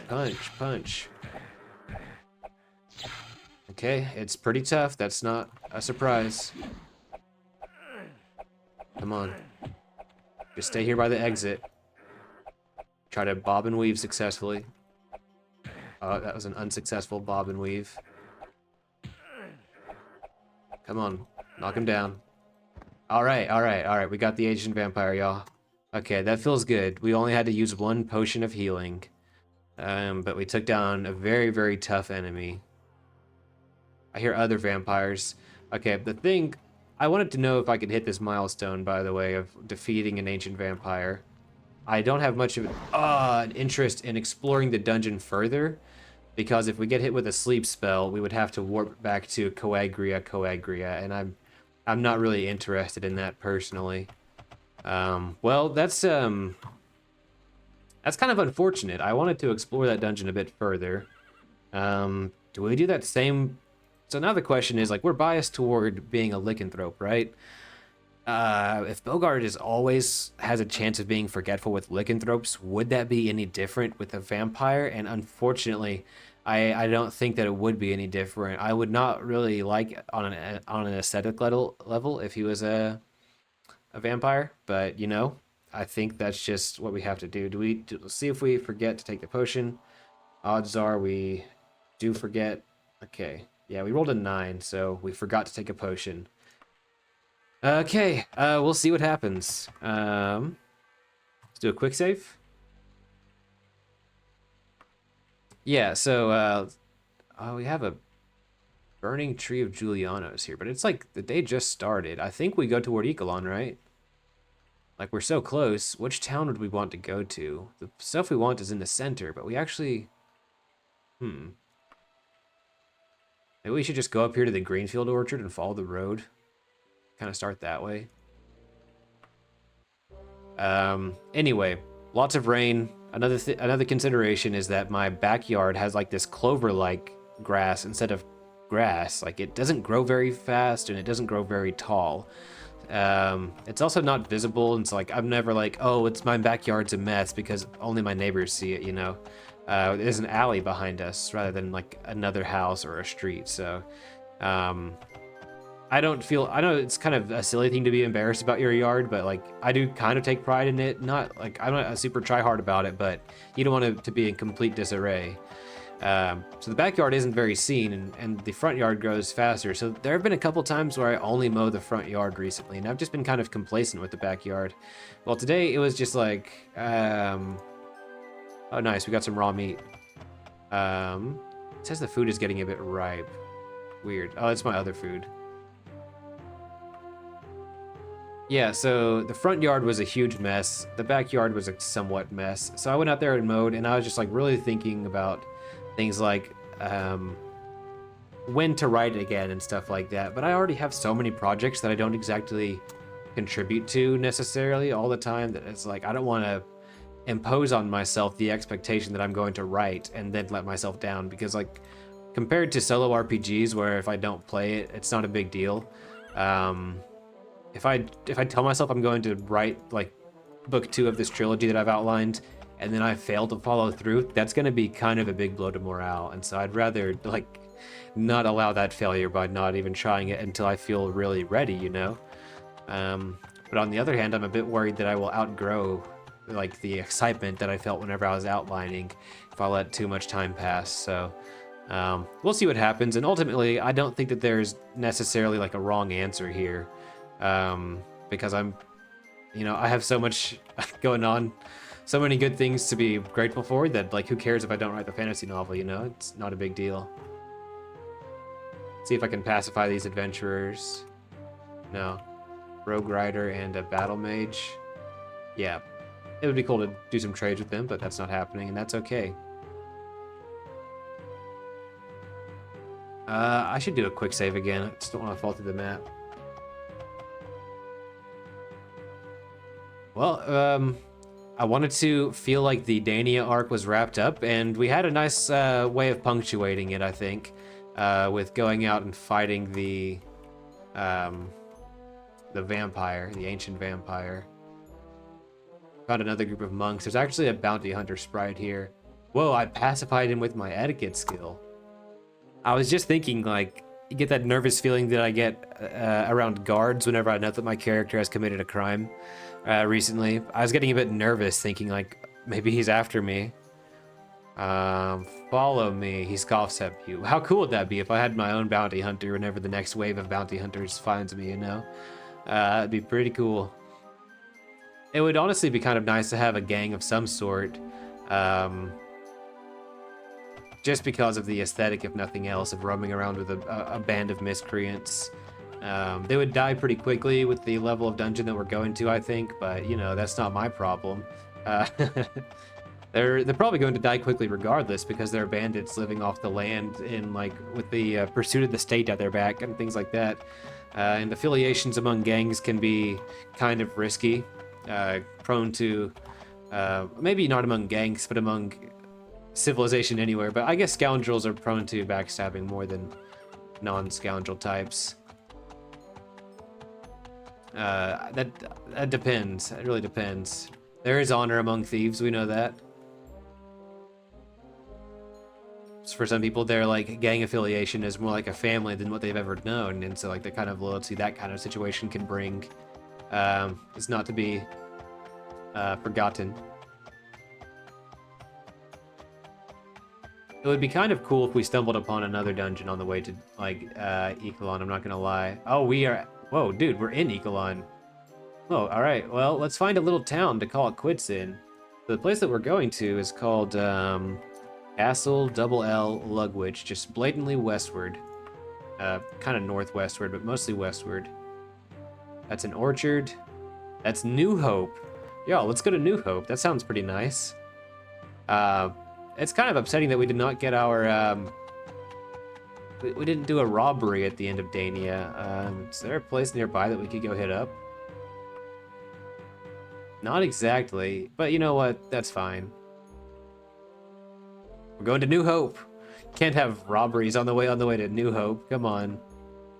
Okay, the shirt looks a little bit ridiculous, but I'm gonna ride it out just a little bit longer, you know? Oh, look at that. We have a rough rider on our tail. Let's kick him off his high horse. Yeah. Come on. I always felt bad playing Mountain Blade whenever the horses get killed. But that is just like a really real part of warfare, isn't it? Yeah, horses and even elephants. They're such powerhouses. Imagine living in a time where you don't have a tank, but you do have elephants. You know, it's like the warfare has changed, but there are archetypes that go throughout it. And you see that in fantasy and sci-fi and like Star Wars with AT-ATs also. AT-ATs are just like, I might be misremembering what it's called. I'm thinking of the long one that they take down with a ship that shoots out like the cord that they wrap around its ankles and cause it to trip. Is that an AT-AT? Anyway, that's just like a big elephant, right? Let's see. We made it to a general store. Anyway, I always felt bad for the horses and Mountain Blades. But that is like a legitimate way to kill the guy that you really need to kill, is to take down his horse. And such a sitting duck whenever you're off your horse in that game. It really gives you a taste of what it could have been like. We are safe behind our monitors, of course, but you do truly feel powerless whenever you don't have that horse. Same to an extent in Daggerfall, as you're slower to run away from stuff, but it's not the same. All right, man. I think we made it. We made it to Ealon. We, you know, we passed through Daenia. We did some questing there. We found multiple dungeons to go check out. Let me go ahead and mark on our sheet here. The castle. Where were we? Misspelled Daenia a couple times here. Oh yeah. I was so nice to myself by reminding myself that it's on the northeast corner of the map. This one had ancient vampires. I'll put a couple exclamation points here. It's not as urgent as this one, but yeah. Okay, so next time we will need to go restock. We will need to head westward toward our fate at Castle Ealon. Thank you so much for tagging along for the journeys, and I'll see you next time. Remember to like and subscribe if you're into that sort of thing. All right, man. Take care.